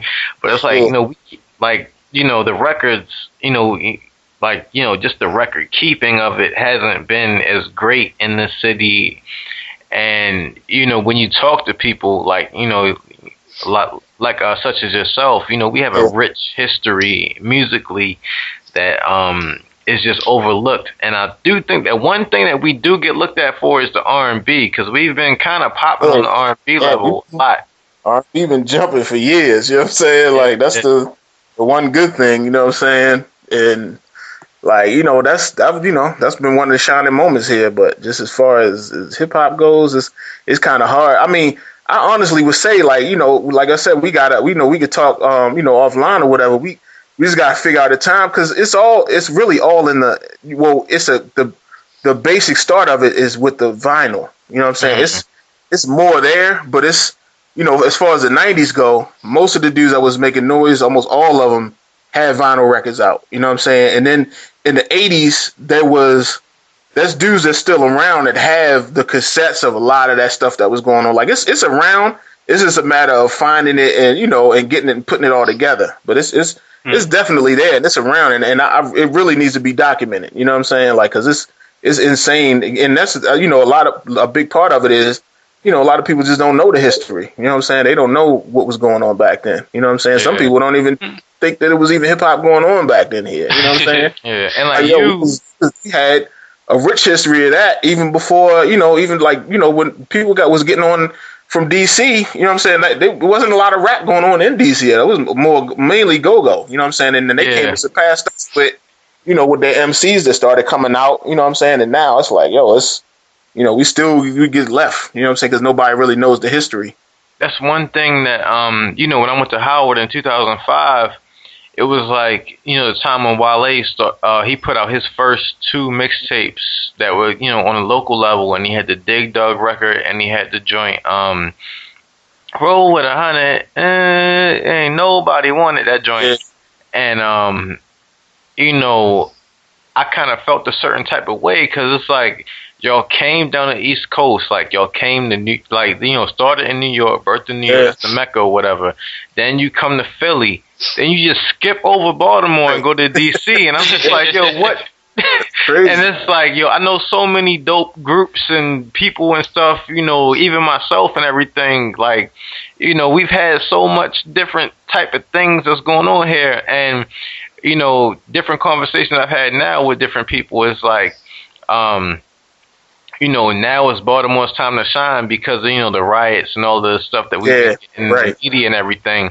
And so, you know, you look at St. Louis and you look at somebody like, I don't know if you're up on Tef Poe, but he was like deep in that Ferguson movement and everything. And he dropped this album and he's starting to get some, you know, like some notoriety, and some St. Louis cats are starting to really get on. So it's like, you know, people in Baltimore, it's like, okay, you know, now we come in here and we have our own uprising and everything like that. So maybe some Baltimore artists can start getting on that in that type of way. But at the same time, you still get discouraged because for for so many years, we've had so much attention on us. Right. You know, like television wise, when you look at The Wire, look at The Corner. Yeah. And like you look at The Wire, I've seen people who I know in The Wire, like rappers from Baltimore in The Wire, and it just never really pops off. And I'm just like, why? Yeah, it's crazy. I've been really trying to figure it out. I've been racking my brain for you know what I'm saying, for years. Like, I still haven't figured it out. Yeah, and there's certain instances where you can be like, okay, this is the reason why this didn't mess.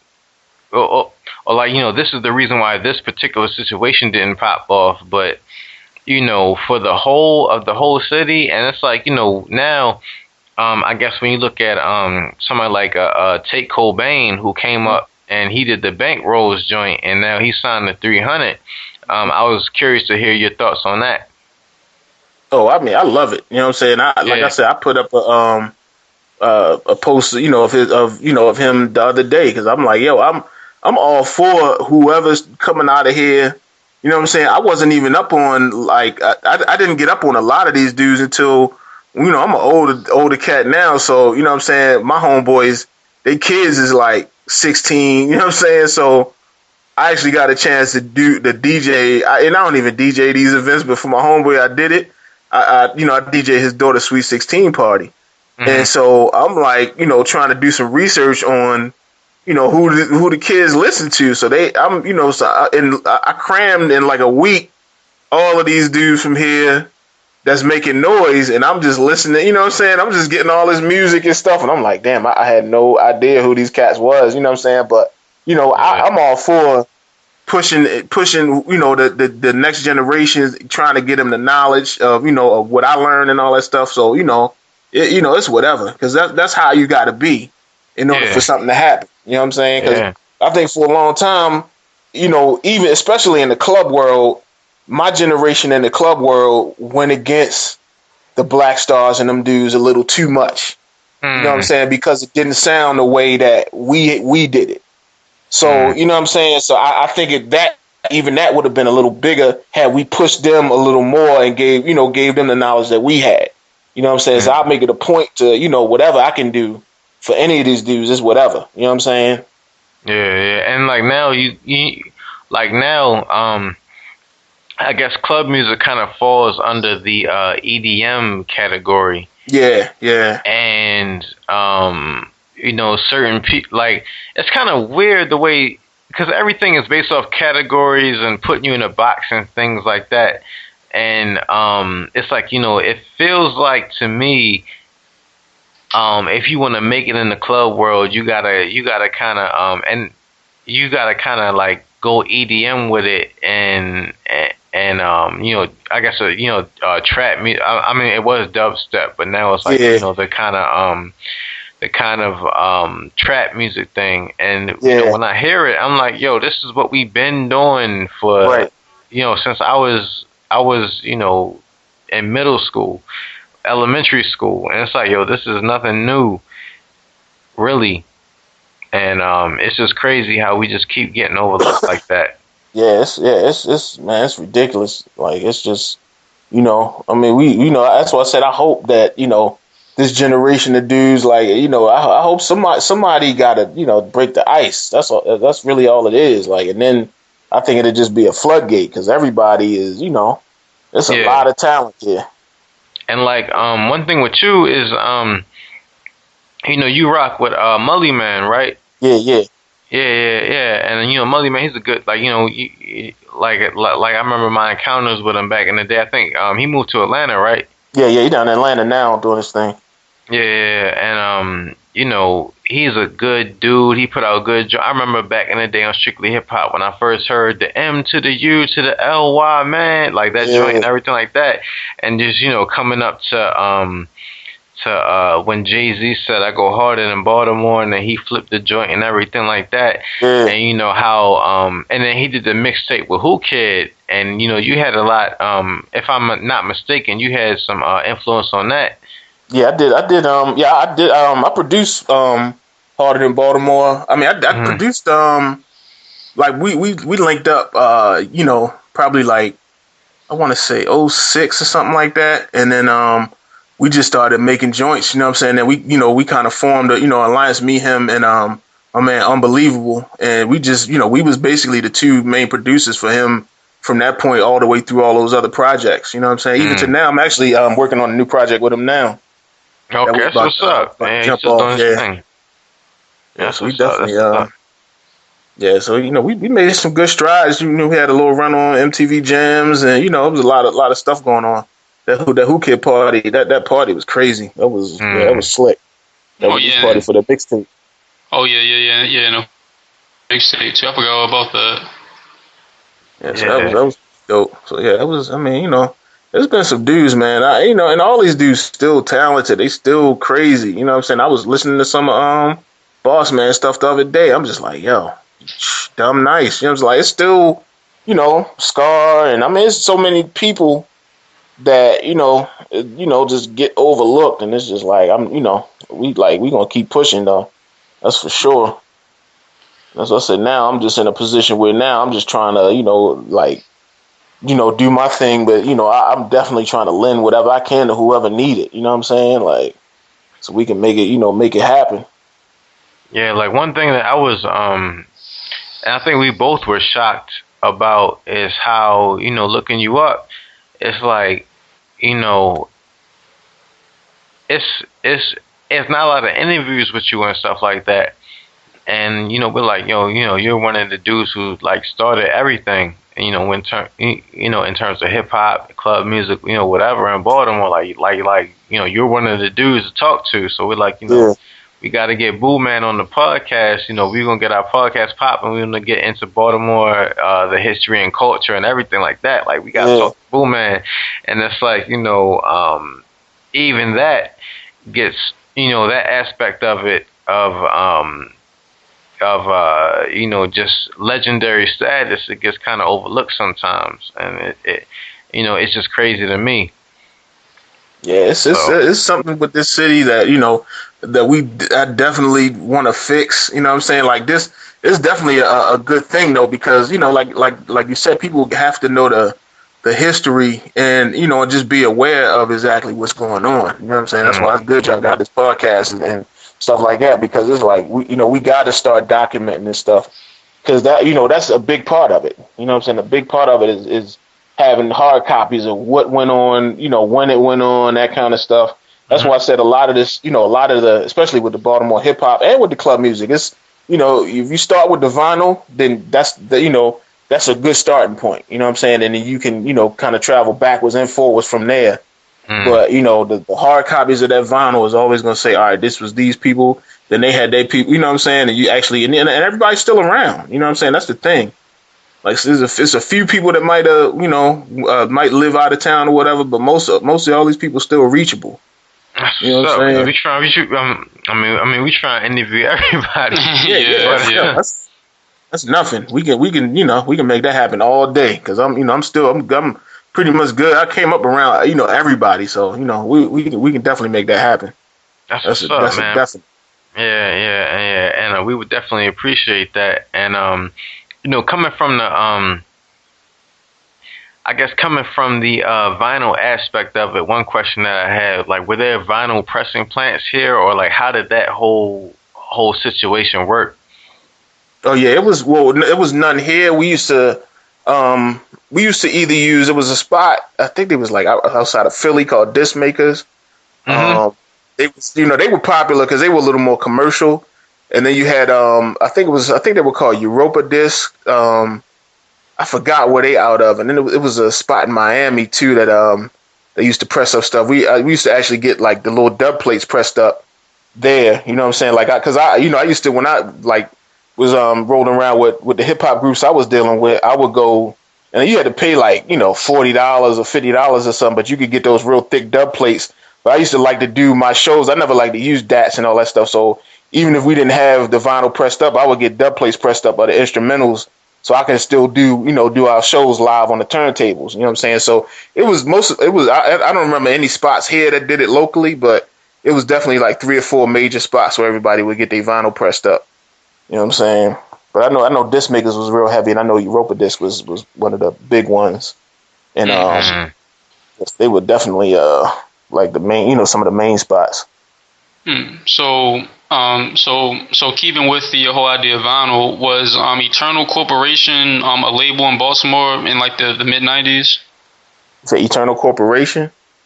Yeah, because what's interesting about Parafruit and Third World Assassins is if you look at if you look up some of their vinyl, a lot of the vinyl that you can buy is based in Europe, so you can only get the shit imported now. But I know with like Third World Assassins, it says that stuff came out on Eternal Corporation. Oh yeah, I'm not sure what that spot is. I'm not even familiar with that. You put me up on something with that one. Yeah, we got 2 tracks. We can send them off to you if you want to hear them. Yeah. Yeah, that's definitely was. Yeah, I'm not familiar with that company. I know everybody was using a lot of those other spots, and then there was a lot of other pressing plants at that time. You basically shop for what you could get the cheapest. You know what I'm saying? Like at that point, it was like putting up money for to get stuff pressed up. That was definitely a commitment. You know what I'm saying? Yeah. Now with MP3s and all that stuff, it's all good. You can just make something and put it out the same day. But back then, getting that vinyl pressed up was crazy.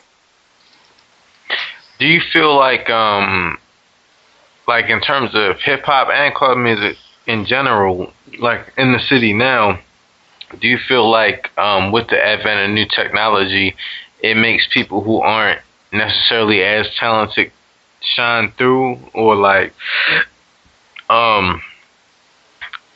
just with the opportunities presented, do you feel like people who aren't necessarily taking advantage of it, or like I feel like now we have the opportunity to have this type of distribution. Like you can go to DistroKid, you can go to TuneCore, you can go to Reverb. Like it's like so many avenues that people can take that they don't. And it's like, when I was coming up, in hip hop, it was the 5 seasons, and that was when you got your start and everything like that. And it's like, 5-10 years later, damn, like 10 years later, I'm getting old as shit now. But it's like it's the same thing, and people haven't gotten out of that. Yeah, people don't. Like I look at the technology now, and I just, and without sounding like an old man, you know what I'm saying? I just be like, yo, yeah, like these kids, they got it so much easier because.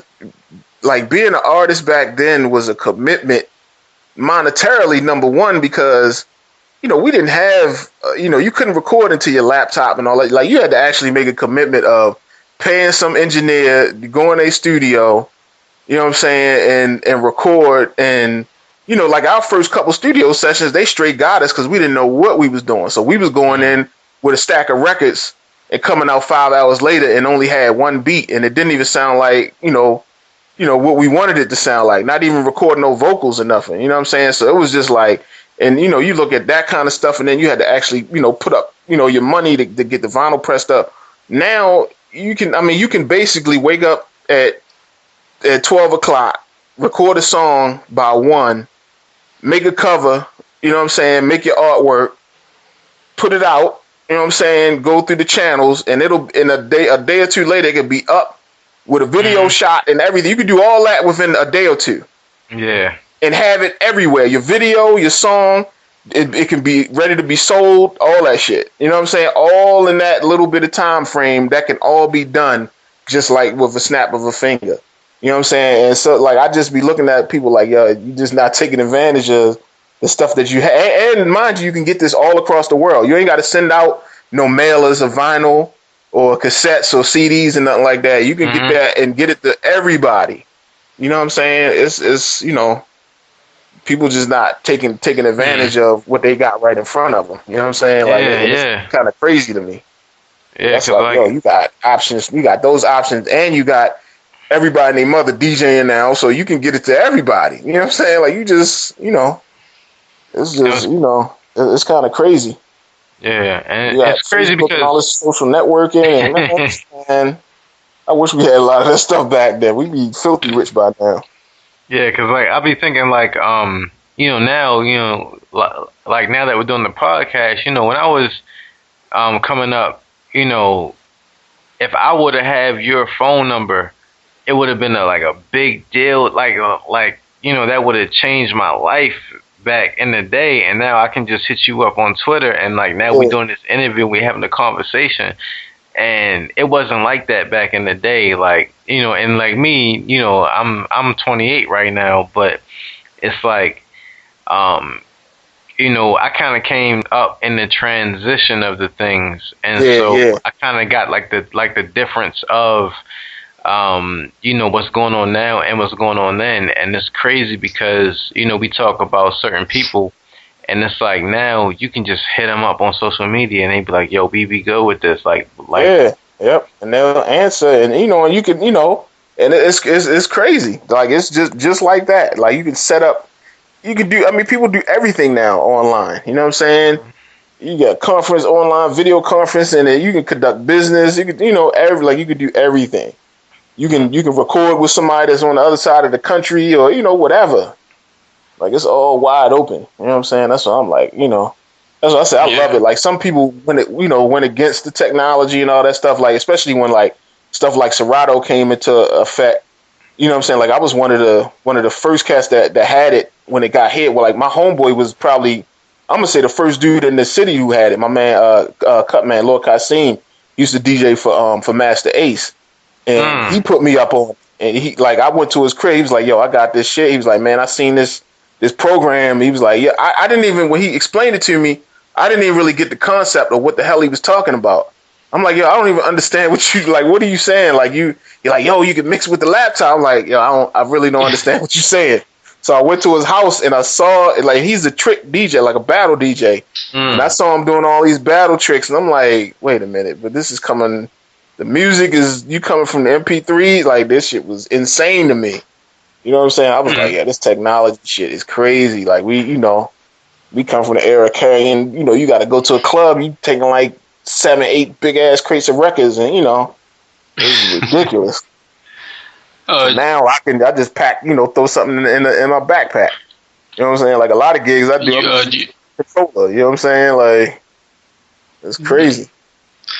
Speaking of mixing, you mentioned, like, way earlier in this interview about how, club music was strictly mixed only for the sound systems within the clubs in Baltimore. And I was always curious to know if the very early, like the first 5, Baltimore club tracks or whatever like that, if you can remember vividly enough, or like did they just like sound like shit, since like no one really didn't have like kind of like an idea of like where this thing was going during that time period? Nah, they would. I mean, everything, all the early stuff was dope, only because they was all still DJs, and they was all making this to play at the for their sets in the clubs and stuff. So these was basically like the early stuff was a lot of stuff that was familiar from those, other records that we knew, but they just went and looped it and added, extra bass kicks or, whatever, extra little samples and stuff just to, to spice it up. So that, that's the early stuff was still dope. You know what I'm saying? I can't think of like any early stuff. I mean, everybody had their, hits and misses and stuff. And even like I got, a computer full of stuff that nobody ever heard because it just, to me, it was wax. I never put, did nothing with it or, whatever.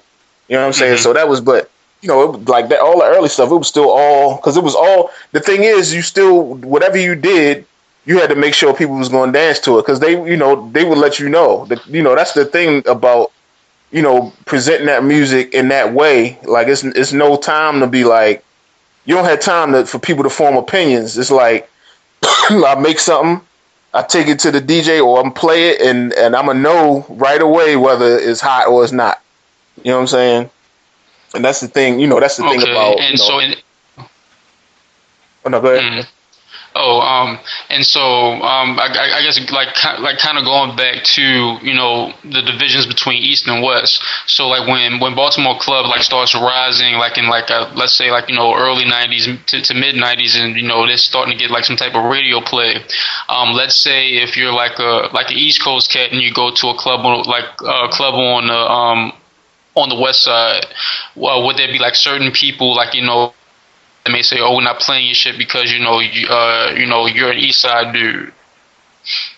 I mean, it wasn't really a division like that. I mean, you had your like your neighborhoods. They might have a certain record that that's chanting their neighborhood or something in the record or something like that. Like you would have that kind of stuff, but it wasn't like any like division, as far as because all the music I played and most of the records that we made, we was shouting out East Side, West Side, South Side, and or we would go deeper into like what neighborhoods, but we always would cover all of the major neighborhoods on across the whole city. You know what I'm saying? So it was never like I mean, of course you had like records like EA and stuff like that, but that record was still big everywhere. You know what I'm saying? Even outside, I still be tripping when I hear people out of town screaming EA. You know what I'm saying? Like they don't really know what it means. You know what I'm saying? It's just like one of them things. So it's like but it wasn't really like a big division that I can remember because most of the records were shouting all of the sides and all that stuff. So so up to this point, what is your biggest club record? You said what is my biggest club record? Mm-hmm. It would have to be between Pick 'Em Up is probably between Pick 'Em Up and Watch Out for the Big Girl. Watch Out for the Big Girl. I did the beat for it, and then Jimmy Jones did the vocals. You know what I'm saying, for that particular one. And then Pick 'Em Up, me and KW Griff did that record together. You know what I'm saying? We all three was always a team. It's just division of who did what record. But we all did all those records was all done in the same place. You know what I'm saying? And any given person, but it was just like, all right, we did this record together, or what I'm saying, that kind of thing. We might have a solo project, or we basically was just whatever. You know what I'm saying? Because we was making so many records, but they're the two biggest to date is Pick 'Em Up and Big Girl. So when it comes to like finding like that right vocal chop to throw over like that break beat, is there like a specific process that you go through? Because I guess with sampling in general, you can loop anything, but just because you loop something doesn't mean that's really going to like have that sound like or just have hits. You know what I'm saying? So like, is there like a certain I know like there's certain type of words, but like when it comes to like maybe the I don't know like the grittiness, like if you can tell like the vocals come from the belly or something like that. Is this like something like that you look for when it comes to vocals within your club tracks? Yeah, I mean with club vocals, if I'm sampling something that's not because having Jimmy Jones is like having like a Lil Jon, or because he can just go in and he can go in and just come up with a chant just that quick, you know what I'm saying? But outside of that, if I'm just sampling like a random vocal, it's always something that's like I mean, they mainly come from powerful, vocalists, you know what I'm saying? Like Busta Rhymes or Lil Jon or stuff that that you might hear on a Luke record, you know what I'm saying, like those types of things, like those were most of the things that we were sampling was that kind of stuff, you know what I'm saying, stuff that was just powerful, you know what I'm saying, like the records that you sampling from already had the crowd crazy for whatever record it was, you know what I'm saying, like that kind of stuff. So it was always about the crowd and how hype you can get somebody, and how, you know what I'm saying, like Onyx, like the pick 'em up joint, like that was, that was some of the most powerful parts in that song, you know what I'm saying? He's like, I got struck by lightning and thunder, something in the tundra, pick 'em up, you know what I'm saying? We just took the and pick 'em up and just let it go, you know what I'm saying? Like just those types of things, just, you know what I'm saying? Like those real powerful vocalists, that's what always work well with club records, because the drums is just so stupid and so crazy, and then the pace of the record, you know what I'm saying, and then when you put that vocal on there that's just already getting people hyped, you know what I'm saying, it just make them even more crazy. Now when it comes to your drum, your breakbeat selection, when you layer them with like other drums, specific kind, like do you go for like a 909 or a 707 or 808 specifically? Well, we got this, and this is, most people have been trying, like some people to this day still try to hit me up to buy this, but there's a Baltimore drum called, it's just labeled Bass Kick, and it was a disc that floated around through the ASR 10 throughout those years. I mean, it's always been a debate on who actually created that one, but I think I have that. Yeah, it's just called Bass Kick, and that's it. And it's been sampled and resampled a million times, but that kick sounds the best on Baltimore club music. Like you could take an 808 from a machine, you could take 808s from these sample CDs and all that kind of shit, but the best 808 kick is called Bass Kick. That was the name of it on the disc.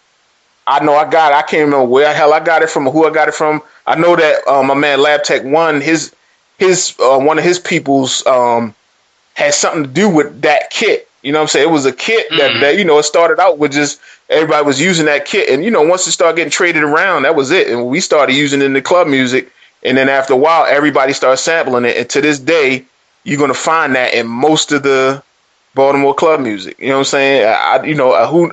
It's up for debate who actually created it. I know Lab would probably know a little more about it, that actual kick, but that joint, like it sound the best in the club music. You know what I'm saying? It's crazy. And I still use other kicks and stuff for variations, but when you really want to make a club banger, that bass kick, that's the one. And I downloaded the Baltimore kit, and that is in there, like Bass Kick. It says it right there. Yep, that's the joint. Yeah.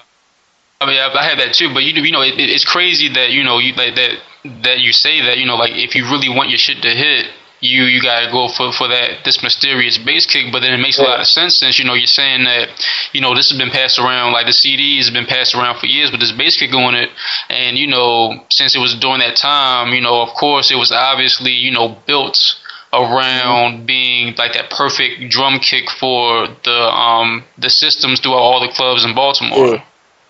Yep, and it's the same with like when you think of trap music, that 808 and that snare, you know what I'm saying? Like it's certain ones that this is the signature. Like this is what you need when you making this is what you need. You know what I'm saying? When you making some underground hip hop joint, then it's certain drums that's always gonna be stupid. You know what I'm saying? Like no matter how many times you use that shit, like you know what I'm saying? It's always like it's just certain ones is always like that kick is always going to be that for club music. You know what I'm saying? That joint, like I can't even name how many times I used it. It's still using it to this day. You know what I'm saying? Like, so do you have like any type of like drums or like specific bass lines or something that like are a part of, I guess, the Baltimore club canon, for lack of a better term, that really isn't like circulating on the internet within these Baltimore drum kits right now? I mean, I got some tricks that I do with, as far as like EQ and certain because I use like I'll use a stock sound, but I'll resample it, and then I got certain ways that I EQ things that that a lot of times, some people be wondering what it is, or, that kind of thing.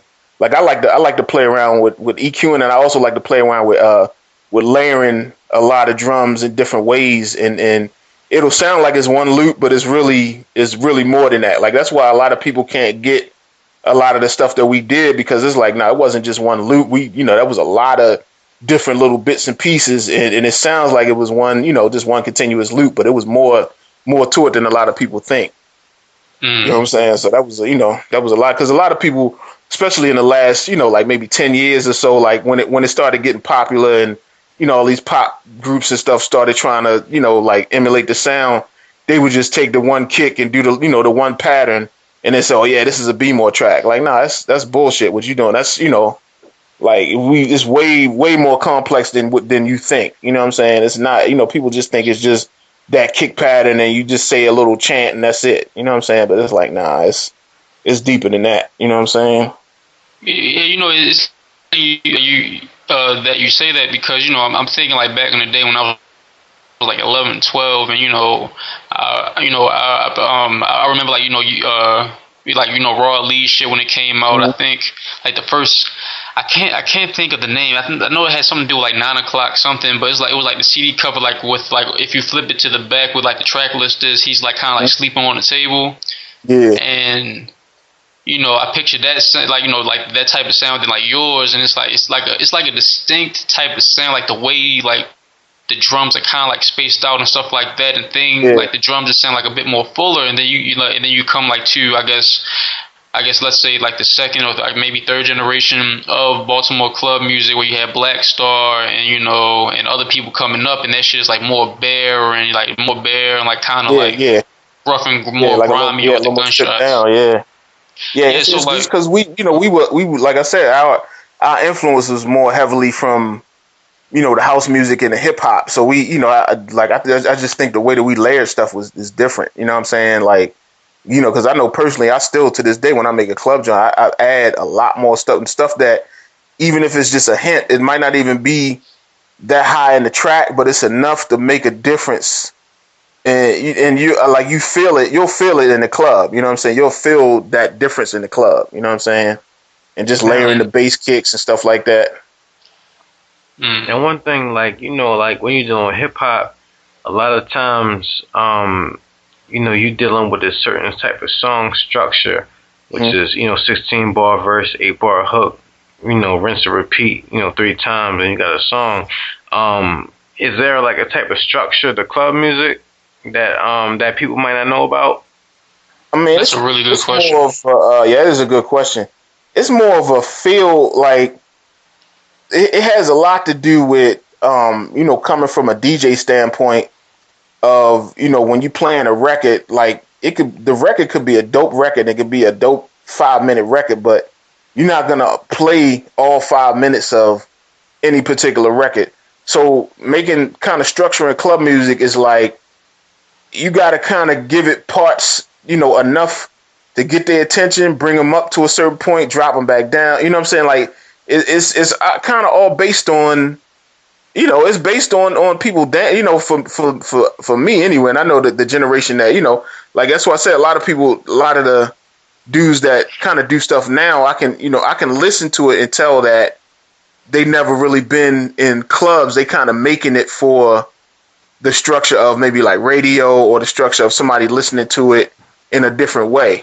You know what I'm saying? So like the things when we make things like, the just even the build up of the tracks and stuff like that, that build up is for a reason, because that build up actually gets people, gives them a certain kind of feeling in the club when they dancing. You know what I'm saying? So it's all based on that kind of DJ theory. Like when we doing stuff, that, on those tracks or whatever, it's based on that DJ theory. Like, all right, now I'm going to hit them with this shit. You know what I'm saying? It's 12 o'clock. It's time to, we got, 12 o'clock. The party over at 2. This is the time that, when you DJing, this is the time it's time to go in. Like you playing your records, when they get to 12:30, it's time to, pull out all your shit now. You know what I'm saying? Like, all right, this one, we get ready to get it in. So that's the kind of mentality you got when you making a club joint. Like you started off with the little whatever to give the DJ enough time to bring the record in. By the time you get to that 8th bar, then you try, hit them with something. And then, as you go along, now, all right, I got them. Now we get build it up then I'm gonna drop the bass on their ass, and then that's when it's going stupid. You know what I'm saying?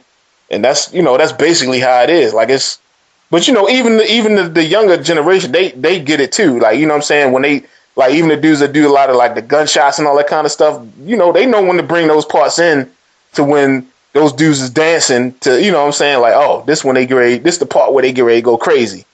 You know what I'm saying? It's all based on that, really. Mm. I was curious to know, like, especially with, certain tracks, like Watch Out for the Big Girl. Mm-hmm. Like if you have any crazy memories of crazy shit that just happened in the club while you were in there. Yeah, man, like, it's so many, like, memories, like, the club, we done been in parties where it's got insane, you know what I'm saying, like, without getting too crazy, it's just like a lot of those parties, like it's even been I've seen parties where those tracks can cause like heavy ass fights, or it's can cause heavy ass like what I'm saying, damn near sexual activity. You know what I'm saying? Like that's the type of you know what I'm saying? Like when that music was at its height, especially back then, it was ridiculous. Like it was it was so ridiculous that sometimes you wouldn't even believe the type of shit that was going on. Like yeah, it was crazy. It was definitely crazy. Thought about it. And like some of the drum patterns, like I listen to a lot of like reggae music, and like when I listen to reggae, it's like sometimes the club music, like even like soca and calypso, it's kind of like a similar type of thing that's going on. So I was wondering like if there was any type of like Caribbean influence into it as well. Yeah, I mean it is, you know what I'm saying? Like the thing is like whether people even know it or not, it is. You know what I'm saying? Mm-hmm. You know what I'm saying? Like, just from all of those, like all of these different things, like you gotta imagine like house music and then hip hop, and then you got the shit that Luke was doing, and then you got the techno stuff, and then because the thing is, as DJs, we was playing in a night. You're gonna play all of that stuff at some point. You're gonna play a reggae set. You're gonna play so all of those things was just you just pouring all of that stuff in when you making something. So whether you know it or not, you being influenced by so many different things. You know what I'm saying? Even down to just the chants and all that stuff. It comes from somewhere. It's not it's not like, everything we doing is so super original. You know what I'm saying? Like, it's not even that. It's just that it's our rendition of all of that stuff that we was getting from all of these different things. You know what I'm saying? Even down to, the funk, the soul stuff and all that stuff. Yeah. Like, it all comes from somewhere. I was like, I kind of like live my life based off hip hop lyrics sometimes. So like Nas said it best when he said, it's no idea is original. It's nothing new under the sun. Yep. It's never what you do, it's how it's done. Yep. And, exactly. That's exactly, the type of thing that you're talking about. And, going back into MCs, I was wondering which, I guess, it's kind of cliche to say your top five because, it's kind of hard to say your top five, but, who are your top MCs in the game? All right, so I always struggle with this, but Rakim, definitely. Mm-hmm. Damn, and I always go crazy with this. And see, it's hard for me to, because I always feel like I got to do it in terms of generations. You know what I'm saying? Because it's hard for me to say like, because I got a generation where I'm like, yo, Rakim, KRS, Kool G Rap. You know what I'm saying? Mm-hmm. And then at the same time, I'm looking at, I was a fan. I was a Biggie fan. Jay-Z got, had his early Jay-Z had his moments. You talking about, Pharrell Monch. It's so hard. It's hard for me to even answer that question, honestly, to make a top five. I always struggle with it. When somebody asks me that, I always struggle with that shit because it's so many different periods of MCs that I respect. You know what I'm saying? Even for his generation, Melly Mel was the shit. You know what I'm saying? Mm-hmm. Like, who was rapping like that at that time? You know what I'm saying? Like, that kind of thing. So, it's hard. It's hard for me to say. But, if I had to pick, I got to have Rakim in there. I got to have, I'm going to say KRS. damn, G-Rap. I'm a Nas fan. You know what I'm saying? He's my top of all time. Like, yeah. I'm a Nas fan all day. Man, it's hard to say because I mean you got.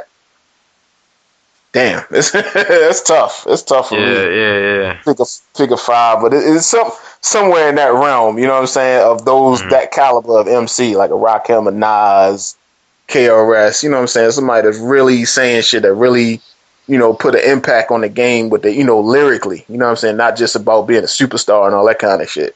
Yeah, like those are the types of dudes that lyrically, I look up to. Yeah, me personally, I just recently threw Mos Def into my top 5. Yeah, Mos Def was crazy. Yeah. I mean, oh man, yeah. Crazy. That's what I'm saying. It's like it's so many. Like in so many different moments. It's like it's insane. Like, damn. Yeah, and like coming from like a Baltimore perspective and just currently now, how much in tuned or how much are you paying attention to like everything that's going on now and like who knew like what new artists are you working with coming up? As far as new cats, like some of the new cats, a lot of them I don't know. I'm up on them, and I'm down to work with anybody. You know what I'm saying? Like on the real, like I traditionally I work with pretty much all the dudes that's of a certain era. I didn't work with all of them to some capacity. Boss Man, Scar, Mully, and all of those dudes. You know what I'm saying? I worked with like Greenspan before. I worked with I'm trying to think. Tim Trees. I never did that with Tim Trees, but I feel like we got a record that we need to do. You know what I'm saying? Like I fuck with Tim. I definitely feel like and every time I see him, it's all love. So it's that's probably just a matter of making something happen. You know what I'm saying? But I'm down to work with any of these cats that's any of the new cats. Like I'm down with that. You know what I'm saying? I like what the dude Tate did on the bankroll shit. I fuck with that whole style that he did on that. You know what I'm saying? You know what I'm saying? But it's it's so many dudes here that's talented. You know what I'm saying? That's what I say. I want a record with everybody. So you know what I'm saying? That's where I'm at with it. Like that's what your album is for and everything like that. And I'm definitely looking forward that's to what that. I'm kind of sifting through now. Of course, I'd be tripping if I of course, Mully, and of course, Kane Mayfield, one of my top, dudes as far as lyrics go. Yeah. You know what I'm saying? That's my man. Like, I'm trying to get in and do something with him definitely on the album. Scar, I didn't know him for years and years. You know what I'm saying? So it's it's a lot of dudes though. But I'm down to work. Have you with done anything with Cadillac the Don? Nah, I never did nothing with him. I did we were supposed to. I'm trying to think. It's a record that I got for him still that we just ain't really got around to actually doing it. You know what I'm saying? We've been talking about it for a long time. And we ain't really got to get in the studio yet. But I actually got a record for him that nobody else got. That I did it for him, and I know that what I'm saying. This for him. Like this joint will be crazy. And we just got to actually sit down and like when I haven't run into him in a while though. But I'm pretty cool with pretty much everybody. I'm just around. I'm not out and about as much as I used to be, but I'm around. So it's a matter of a phone call or just sending something on Facebook or something. Not it's whatever. Like people hit me up all the time, like let's just do something. You know what I'm saying? That's what I be on. Yeah, that's why we here now. Yeah, exactly. Yeah. That's how I be. Like you hit me up, I'm like let's do it. You know what I'm saying? If I got the time, let's do that shit. So are there like any like new Baltimore Club producers that are coming interested in? I guess the newest one that I really know of is like Murder Mark, but he really isn't all that new for real. Yeah. Mark been doing this thing. I met Mark like years ago. You know what I'm saying? I was building with him, James Nasty, like those, like that era of dudes that came in. PT and all of them. They all, they doing their thing. And probably the newest cat that I know that's ill is Juwan. He got what's crazy is he got an old soul, and I can tell that his parents had to influence him some kind of way because of the stuff he sampled. I'd be like, yo, he sound like, he sound like what we was doing. I was like, damn, that's eerie that he probably like, I think he like 16 or something like that, and he, doing it at that level is ridiculous to me. I'm like, yo, he gonna be out of this. He outrageous. You know what I'm saying? Like crazy. And so this, I definitely like the new generation of cats is doing it. So all right, so like with the first generation, it's kind of, I guess, like a more full of drums. Then you have like the Black Star era, for lack of a better term. It's more gritty, more gunshots. And you have Murder Mark, and you have Jawan, and these two different kind of generations. So what are, I guess, distinct differences within these two generations compared to the first two with you and Black Star's generation? I think with Black Star, when he came in, because Black Star came in on the ushering out of our era into like the K Swift era and all that stuff, and like what he was doing was he was using a little more synthy kind of sounds and stuff, and then he was just talented because he like the singing stuff he was doing and some of that kind of stuff, and just sampling some of this, the way that he was sampling stuff was kind of ill. You know what I'm saying? Like as far as the vocal wise, you know what I'm saying? And it was like I just found like it's like especially like Slide to the Left and all them joints like that. I was like, yeah, that shit was crazy. It was definitely crazy. It was definitely talented. So then when it comes to like Murder Mark and Jawan, like what are they doing like that's new? Well, Mark kind of he's a good balance between the traditional Baltimore sound and kind of that EDM kind of a little more worldly kind of sound. You know what I'm saying? Like I feel like my thing is, if somebody's gonna do that, it needs to be somebody from Baltimore. Like he's the one that should be. If somebody gonna be a big EDM / Baltimore DJ, it should be somebody like that. You know what I'm saying? That's from here, that knows what it is, that's doing it and meshing it with the the other kind of things. You know what I'm saying? And Jawan to me is like almost like a flashback of what we was doing. The structure, the way that he sampled, the way that I don't even understand how, without nobody telling him that, like how he can get that kind of sound. Like to me, it's puzzling to me. At first, I thought it was somebody old. You know what I'm saying? Somebody just try to, for a while we was really tripping. We was like, yo, it's somebody doing that. Like, you know what I'm saying that they this new kid and that they making these tracks and stuff. Because he was sampling like the Love Boat and, stuff stuff that we would do. I'm like, yo, it either had to be an influence of his parents or something like that. But he said he always, looked up to us through the songs that he was listening to for his parents and stuff. So I was like, damn, that's crazy. Like, that's insane. Yeah, because I enjoy that. So when it comes to Jawan, is he like using strictly like software? Does he also implement like sound stuff like that to kind of get that sound? I think he uses software for the most part. You know what I'm saying? So that's really what's making me like, I'm, like I said, I'm amazed at how he, took that. You got to be talented to be able to get that kind of sound. Like even the way he layering his stuff and all that stuff is like, yo, he doing his thing with that. And it's, like when you listen to it, you like, damn, this shit is serious. And he that young. You know what I'm saying? I want to see what he doing when he like 25. You know what I'm saying? Like it's gonna be crazy. It's definitely ill. So like when it comes to how, well, I mean, of course, like you're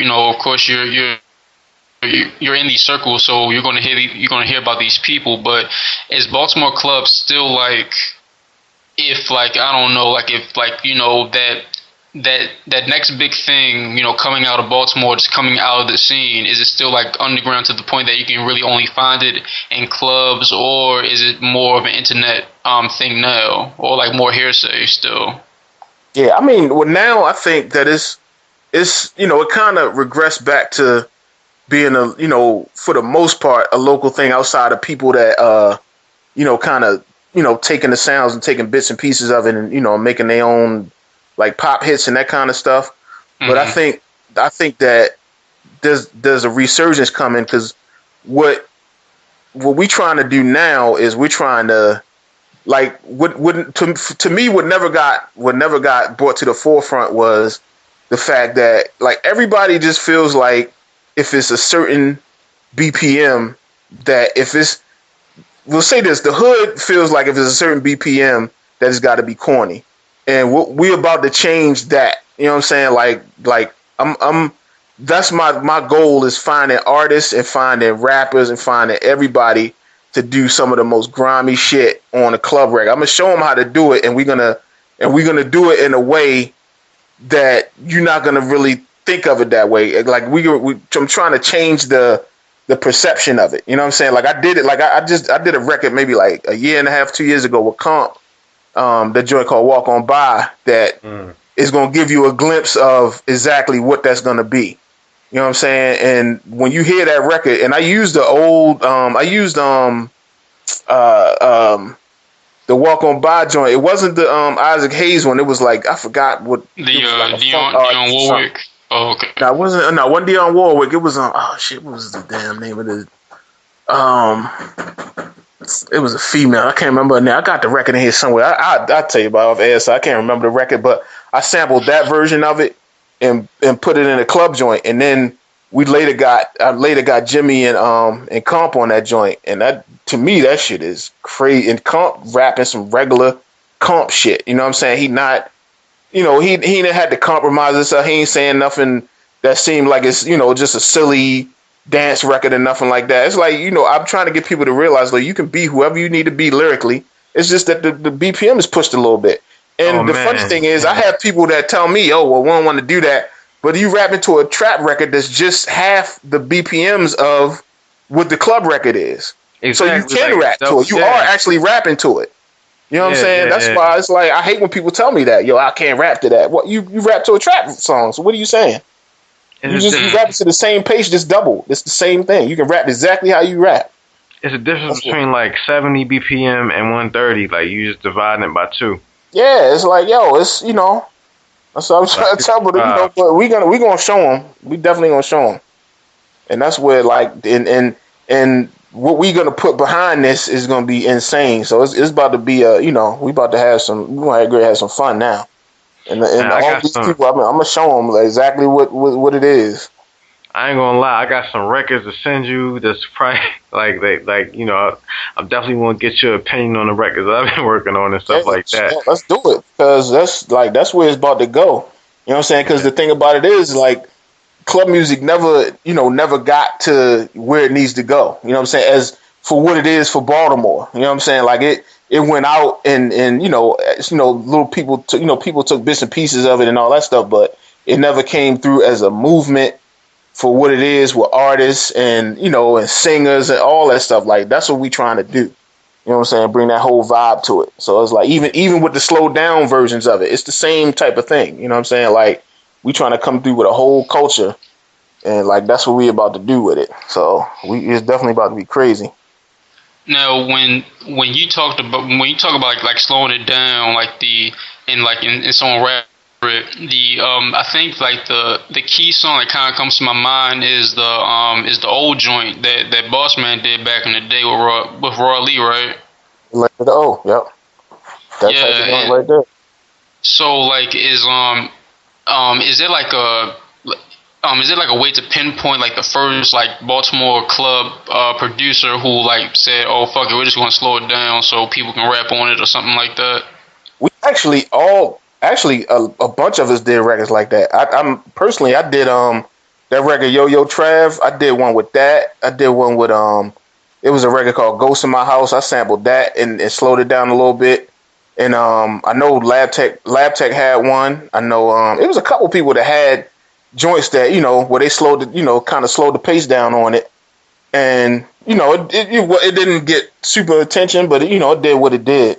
But it wasn't really until around that time when Raw Lee did that and like Bankroll and those joints where it really started, people were starting to see like, damn, this, you know, because that sound is, you know, what it is, using that same bass kick.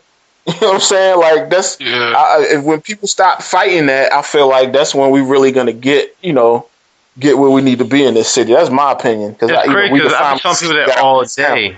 I be telling people like all day, like, you know, you gotta have something unique and original, and like, you know, nobody is taking it and running with it. That's what they looking for. That's even right now the industry's looking for that next place. You know what I'm saying? They done been everywhere. You know what I'm saying? Like everybody else done got theirs. It's like, yo, so now can we really realize what our sound is and can we get it? You know what I'm saying? It's there. You just gotta do it.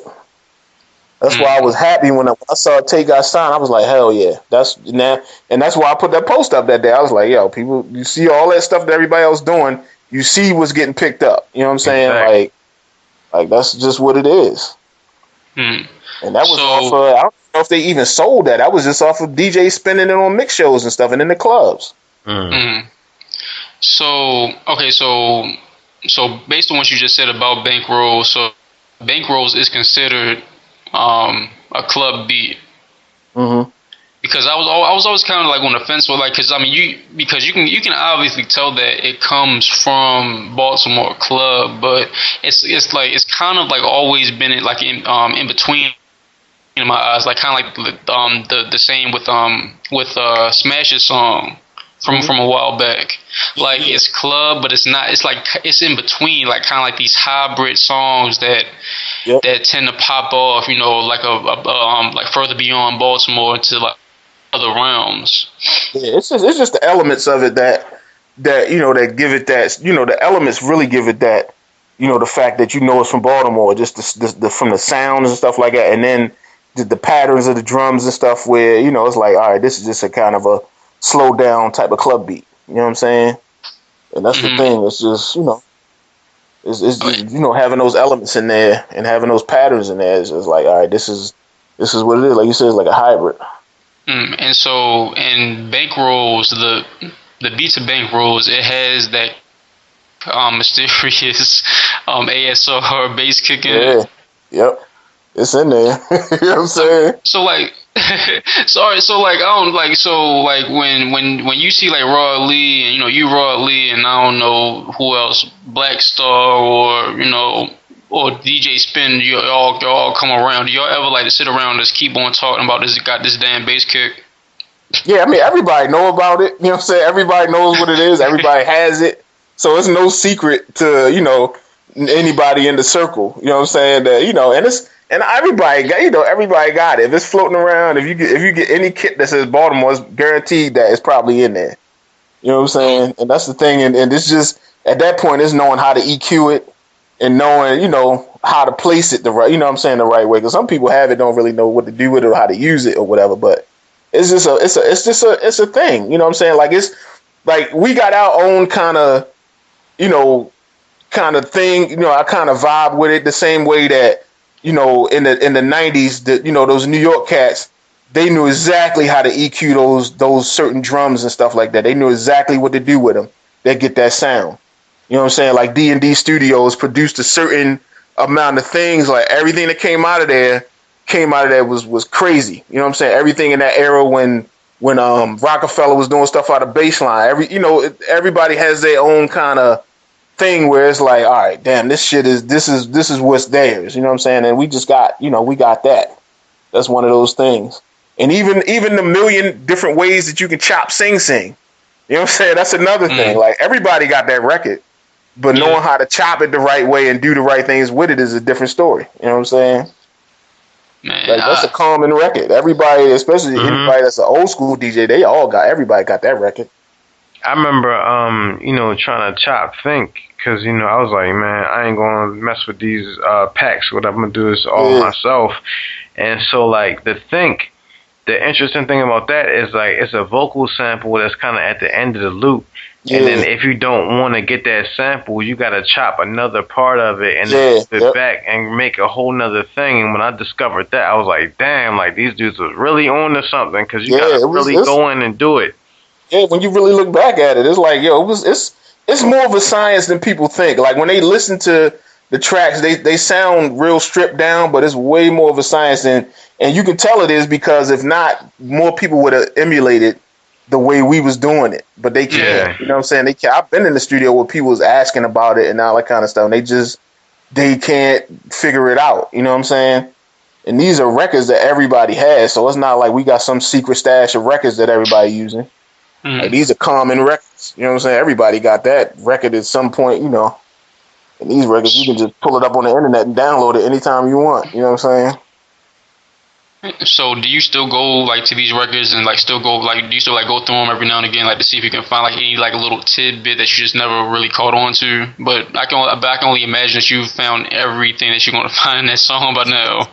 Yeah, I mean, I got so many like million different variations of it, even down to each little drum that you can catch. You know, getting all of those and trying to like replay some weird pattern. You know what I'm saying? Like, but you know, it's always fun to try to go back and see if there's something else there, or you know, like now I be trying to find. It was a lot of like African records, and you know, it was a lot of records like that had these crazy breaks, you know what I'm saying, like these Afro funk type records. Had little slick breaks too that, you know what I'm saying, like it's stuff in there that you can grab too that's just like with, you know, people like, yo, what the hell is that? You know what I'm saying? Like, so it's a lot you can do with it. Yeah, I was messing with some stuff one time, like I took some go-go and I sped it up and I was like, yo, like this joint can really bridge a lot of gaps right here. Yeah, that's the type of mentality that we be on, like just trying to find something that's, you know, that's slick and you know, it's something that, you know, because it's all, like I said, at the end of the day, it's all about people trying to dance to it. You know what I'm saying? So, like, when you're, like, talking to the Jawans of the Baltimore club scene, and, you know, they're showing you, like, you know, their kid or whatever like that, or if they ever show it to you, or you ever, like, nah, little homie, you ain't chopped that shit up right, or something like that, or you're components of like a certain song that you really need to make it club or make it hit, you know, for whatever that person's trying to do with it. Yeah, I mean, if I'll definitely lend a ear and any suggestions. If I see something where they can enhance it, I'll definitely, you know, let people know about that all day, every day. You know what I'm saying? That's just part of being being a natural producer. I'd be like, you know, I'll definitely, because that's what we did with each other. You know what I'm saying? All the time. It's like, yo, that's, you know, we was some of our own biggest critics. You know what I'm saying? Like, I got to find something, or if I was stuck certain places, I would call Griff or something like that and be like, yo, I need something. This needs something. I don't know what it is. You know what I'm saying? That kind of thing. So we always did that all the time. Just bounce ideas off each other. You know what I'm saying? Because that's one of the things that I miss about those days too. Because it was, you know, everybody had, it was little studios that people would be at, or a big place to meet with everybody would be record stores. You know what I'm saying? Like, we would all run into each other in record stores. So when you run into each other in record stores, you always got a tape or a CD with the tracks that you did, and you can go out to the car, listen to something, you know what I'm saying, get inspiration. You know, it was just a whole, like, that. I miss that aspect of it. That's the one thing about the internet that, you know, I miss that, you know, face to face. Like, you know, we in the record store, we, you know, let me hear that. We go play in the car, or you go stop at somebody else's club that you don't normally go to and hear what they doing or how they playing a certain record, or, you know, like that kind of thing. Nowadays, everybody playing the same records. Back then, each club had their own hits. You know what I'm saying? Like, oh, no, they doing this at Paradox. So, because we were mainly a Paradox-based crew, because our main man, Rod Braxton, and Sean Caesar started in Fantasy, and then Rod Braxton, you know, after Sean Caesar, you know, kind of had his run, Rod Braxton was the man at the Paradox. So we was feeding him all the tracks, and he was banging them joints crazy. So we had our own thing going on there. But over at Hammerjacks was, you know, Kenny B, DJ Booby, those dudes, you know what I'm saying? So we would go to their spot, see what they playing, you know what I'm saying? Then you had Techniques, he was playing somewhere else. And then, you know, all these different producers had their own pockets. They was playing their own tracks. Cause that's what, you know, got you recognized as a DJ. It wasn't, we all got the same shit, we all gonna play the same shit. You know what I'm saying? You didn't stand out like that. You know what I'm saying? That's the reason that we started making our own tracks, was so you could stand out. You know what I'm saying? Right. So we would always go check to see who's doing what. So, like, with the internet being, like, you know, so, like, you know, prevalent nowadays, and, you know, there aren't as many clubs in Baltimore as there were, you know, back in the day, has your, you know, style of, like, EQing your drums and stuff like that, has that changed over time? Or have you even heard other producers that you know personally, have they mentioned anything about, you know, them changing, you know, to to make the club tracks, better for headphones or like cars and stuff like that? Personally, it hasn't really changed that much. I'm a little more conscious of MP3s and in the the amount of threshold they got. So you can't, especially when people start trading MP3s and they sending sending around something that's less than the 192 bit rate. It's like, if you're doing like a 128 or something crazy, it's like, yo, you crunching like the sound so stupid. And so we try to, I still make stuff the way I make it. There's certain limitations with digital gear, just in general, as opposed to when we was doing it just through a mix board and sending it to the DAC. You know what I'm saying? It's just it's certain levels that you got to cut back on, just in general, because it's going to distort a little more, a lot more through the digital equipment. But besides that, I still make it. I mean, I know a lot of, like, you can kind of hear, some of the newer cats that kind of make stuff. They're just making it for the, and might not necessarily be making it for the club. You know what I'm saying? That might not even be their intentions, or I don't know. You know what I'm saying? But you can hear it. You can kind of hear what it is. You know what I'm saying? Even if you listen to to the average mix on 92Q or something, you can hear in the songs that certain ones sound thinner, certain ones sound a different way. You know what I'm saying? My stuff, I still make it for. That's got to get played in the Paradise. That's how I make my tracks. That's how I always did it, and that's how that's how it's always gonna be with me. Yeah, like when during my time at UMES, when we would have like like little, I guess, get-togethers, or if I would just a party, by this time Wi-Fi was crazy. Yeah. And I guess like audiophiles like us, we just hate when these fucking impromptu YouTube parties come out of nowhere and people start playing shit over their phone. But like, to me personally, there's nothing worse than someone blasting a Baltimore Club song through their phone off of YouTube. It just doesn't sound right. It's horrible. Horrible. Oh man, so like, I can only imagine, like, have you ever been like in a when you at someone's house and they just like do that, and you just like really get annoyed by it? Yeah, I mean, I can't, like, certain things I just like the sound, some certain sounds just kills me. Like, it's like, yo, you gotta you gotta do it a little bit. Like, I even remember back when the Unruly days, when we had cut a deal. I forgot the dude. He played for the Ravens. I want to say his name was wide receiver. What's his name? Michael Jackson or something like that. It was weird. It was Michael something, and he actually came down, and he was how athletes get into their thing where they want to start putting out music and stuff. So he had a label called Big Play, and he had this this big state of the art studio downtown, and so we was going in to do this club album on there. So all the producers had their own contribution to the album. So I did my joint, took it down there. He had all these, big time audio engineers and stuff. And so they started mixing the record, and I'm like, yo, this sounds like shit. Like, it sounded so bad because they compressed everything. They, this has to be this threshold, and this has to be this amount of decibels. And even to this day, when you hear this record, it was a record called, I sampled the the Puerto Rico hip hop record, Puerto Rico, that shit. Oh yeah, like I sampled it and made it a club joint. So if you hear it, when you hear it, it never got realized how it was supposed to be, because when they pressed it up, number one, they put a bunch of records on one vinyl instead of making double vinyl. And when you make the more songs you put on vinyl, the sound degrades. So that was number one. Number two, they compressed all of these club records so bad that they sounded terrible. I mean, I never heard of club records that it drained all the energy out of the record.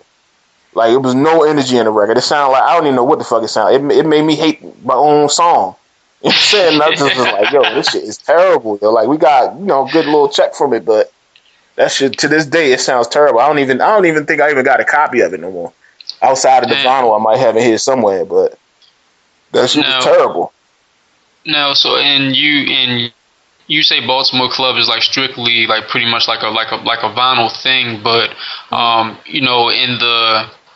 in in the midst of you guys pressing up like all this vinyl, did you guys also make cassettes of these club mixes too? Yeah, I mean the cassettes was more for like DJ mixes though. They was like at one point when we was making all this stuff, then all the DJs was making making the club tape. So most of the I don't think anybody ever did. I mean, we might have did like samplers with a couple joints on there, but we never really sold anything as far as cassette. Only because listening to 3 songs, the 6 minutes a piece of just club, just listening to it in that kind of setting, it just wasn't, nobody would buy that. They would buy a mix CD because you got a mix of all the songs, but just having that one song, unless it was a song that had vocals or something on it, but so it was they were mainly reserved for mix CD, mixtapes and stuff. Just on as far as cassette, it was just DJ mixes. Cool, but it's something about like this YouTube shit, man. Like whenever I hear like someone blasting Baltimore club music on YouTube, it's like something with the percussion. Like the percussion is mad grimy anyway. You have like the mixture of like that, the vinyl crackle, the dust, all this other type of stuff, and then like when it gets transferred over to like some sound system, you just get out of like Radio Shack or some shit real quick and put all these subwoofers attach subwoofers to them. It is shattered glass to a certain extent, and then it's so bad, and now it's something about I guess like the way it like hits off the walls, it bounces back to like the track, and like the shit is like kind of off beat. But I guess if you're drunk enough, if a Four Loko or something, at least during those times, you probably don't care that much. But me, like it would just kill me inside. It's crazy. It's nothing worse than like something that's like that bad, crazy, like that stupid sound. I can't, like it's horrible. Like that's the thing. Like the wrong mix, like I said, it can totally drain the energy out of a record, especially records that's made for high energy and dancing and shit. Like you can't have something that just where the sonics of it makes it that bad. You know what I'm saying? Because you're gonna drain that whole record out. You know what I'm saying? Like and it'll be terrible. Like that record that I did, it's terrible. Like I can't. There's no other way to even describe it. Like when the drum's supposed to hit, it's supposed to be crazy. It gets compressed and squeezed so bad that there's no energy to it. It's just one tone through the whole record. I'm like, yo, this shit is horrible. I was so pissed off because that record was slick to me, and I wish I don't even know where the disc. I wish I would have put that shit back out the way it was supposed to be put out. Detroit, that was one of the moments where I was like, yeah, this is so terrible. So like when you're like mixing I guess at this point like you have like just certain presets that you just already know like what you're going to do with certain things, right, at this point? Now I got everything is all in Reason, or I can everything is all there for me to just take, and I can just chop stuff up now, just chop, like as far as the basics, you know what I'm saying, like all that stuff is already there, ready to go. So right now, for example, you were talking about I guess like Afrobeat and stuff like that, trying to implement that more into club music. You notice like, is there like a particular genre like that like some of like the younger Baltimore club producers are like trying like to play with when it comes to like new break beats or like just new sounds, period? As far as the younger cat, I don't know. I think they really just their rendition of carrying over what we did. Like they kind of keep the tradition of the drums for the most part, and then I think they playing a little more with the sounds, like as far as the synths and that kind of stuff. But as far as the basics of chopping up a certain vocal and that kind of stuff, is pretty much going to be pretty much the same. Yeah, but I guess I can see that. Because like I guess if you take the drums out of Baltimore Club, then I mean in a sense you kind of kill it to a certain extent. It's definitely all about the drums. There's no doubt about it. The drums, that's what drives. But that's what drives everything. You know what I'm saying? Like, but even as far as the vocals and stuff, none of that stuff is anything without without the drums, because it's all about, like I said, it's all about people dancing and stuff. That's the main thing. Like, it's all about that. So as long as you got that as a good basis, then you can always, kind of weave whatever you want into it. You know what I'm saying? That's why I said, we trying to take it R&B, whatever. You know what I'm saying? Whatever it is, like, but it's all driven off of that. Like, that's the main thing. Right. Man, this has been a really enlightening, especially like this thing about the bass kick that I never knew, because I don't produce I don't really produce like club tracks like my cousin does, but like, cause I'm more of like an electro person, so I've always kind of messed with electro to a certain extent, but I've always downloaded like different club kits, and I've always seen that fucking bass kick, and I'm like, I don't know what this is, and like, I've always played it, and I'm like, this is like a 707 and 808, like, what is it? Yeah, it's like, I don't even know what's like within it. You know what I'm saying? Like, it's an 808 in there somewhere, but it's filtered with some other stuff that I have no idea. And I don't even try to find. I don't even really want to know. I just know, you know what I'm saying, it's magical. I mean, it seems magical, yeah, but like, it's like because it's like, because then I don't know if I'm getting, because like sometimes you if you download like a Baltimore Club kit, everything, it's bound to be like different shit in there, or like, even like the typical drums that you hear, they're chopped up a bit differently, like certain like subtleties and stuff like that, but the bass kick is usually always the same, and you can always like hear like that crackle, that crackle and that dust in the back. So I'm just like, I don't know what the hell this is. Yeah, it's definitely muddy, and it's even the end part of it ain't even fully truncated right. It's but if you EQ it the right way, it's gonna sound. I mean, it gives you a fullness that you just there's nothing you can do. Like, it perfectly fits with that stuff. Like, all the other things that you do is like the glue to everything else. It's like, once you get all your other things that you got going on, once you drop that kick in there, that shit just makes everything fit together. Mm. And it's weird, whatever it is. But and there's no other kick that, because I got 1,000,001 808s and kicks and all that kind of stuff, but it's nothing that sounds like that one. Yeah. Now, have you ever like dealt with the electro, like played, like dealt around that genre a little bit, like in the mid '80s or whatever like that?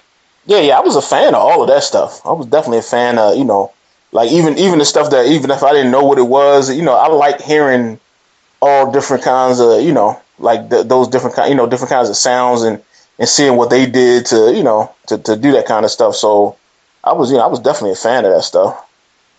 Mm. Definitely. Yeah. Well, with this, I guess in closing, because I can probably just go on like all night. I'm sure my cousin can too about all these questions about club music. But we all know how big Kraftwerk was, when it comes to like Africa Bambaataa and everything like that. So like, was there like a specific element of Kraftwerk that kind of like played into club music at all, or was it just strictly house? Yeah, it was that influence, because like I said, we were all like hardcore hip hop heads, and all of that stuff was a part of hip hop. You know what I'm saying? Like, all of those records, like, and even the electro stuff. It was a lot of stuff coming from overseas, even stuff that to this day I might not even know some of the like. I still have some of those records. And, because they were classic records at some point. But it's just, those elements, all of that stuff was just an influence, just from DJing a lot of that stuff. You know what I'm saying? Because we actually played some of those records. If it was electro record, it was popular, then we was playing it somewhere.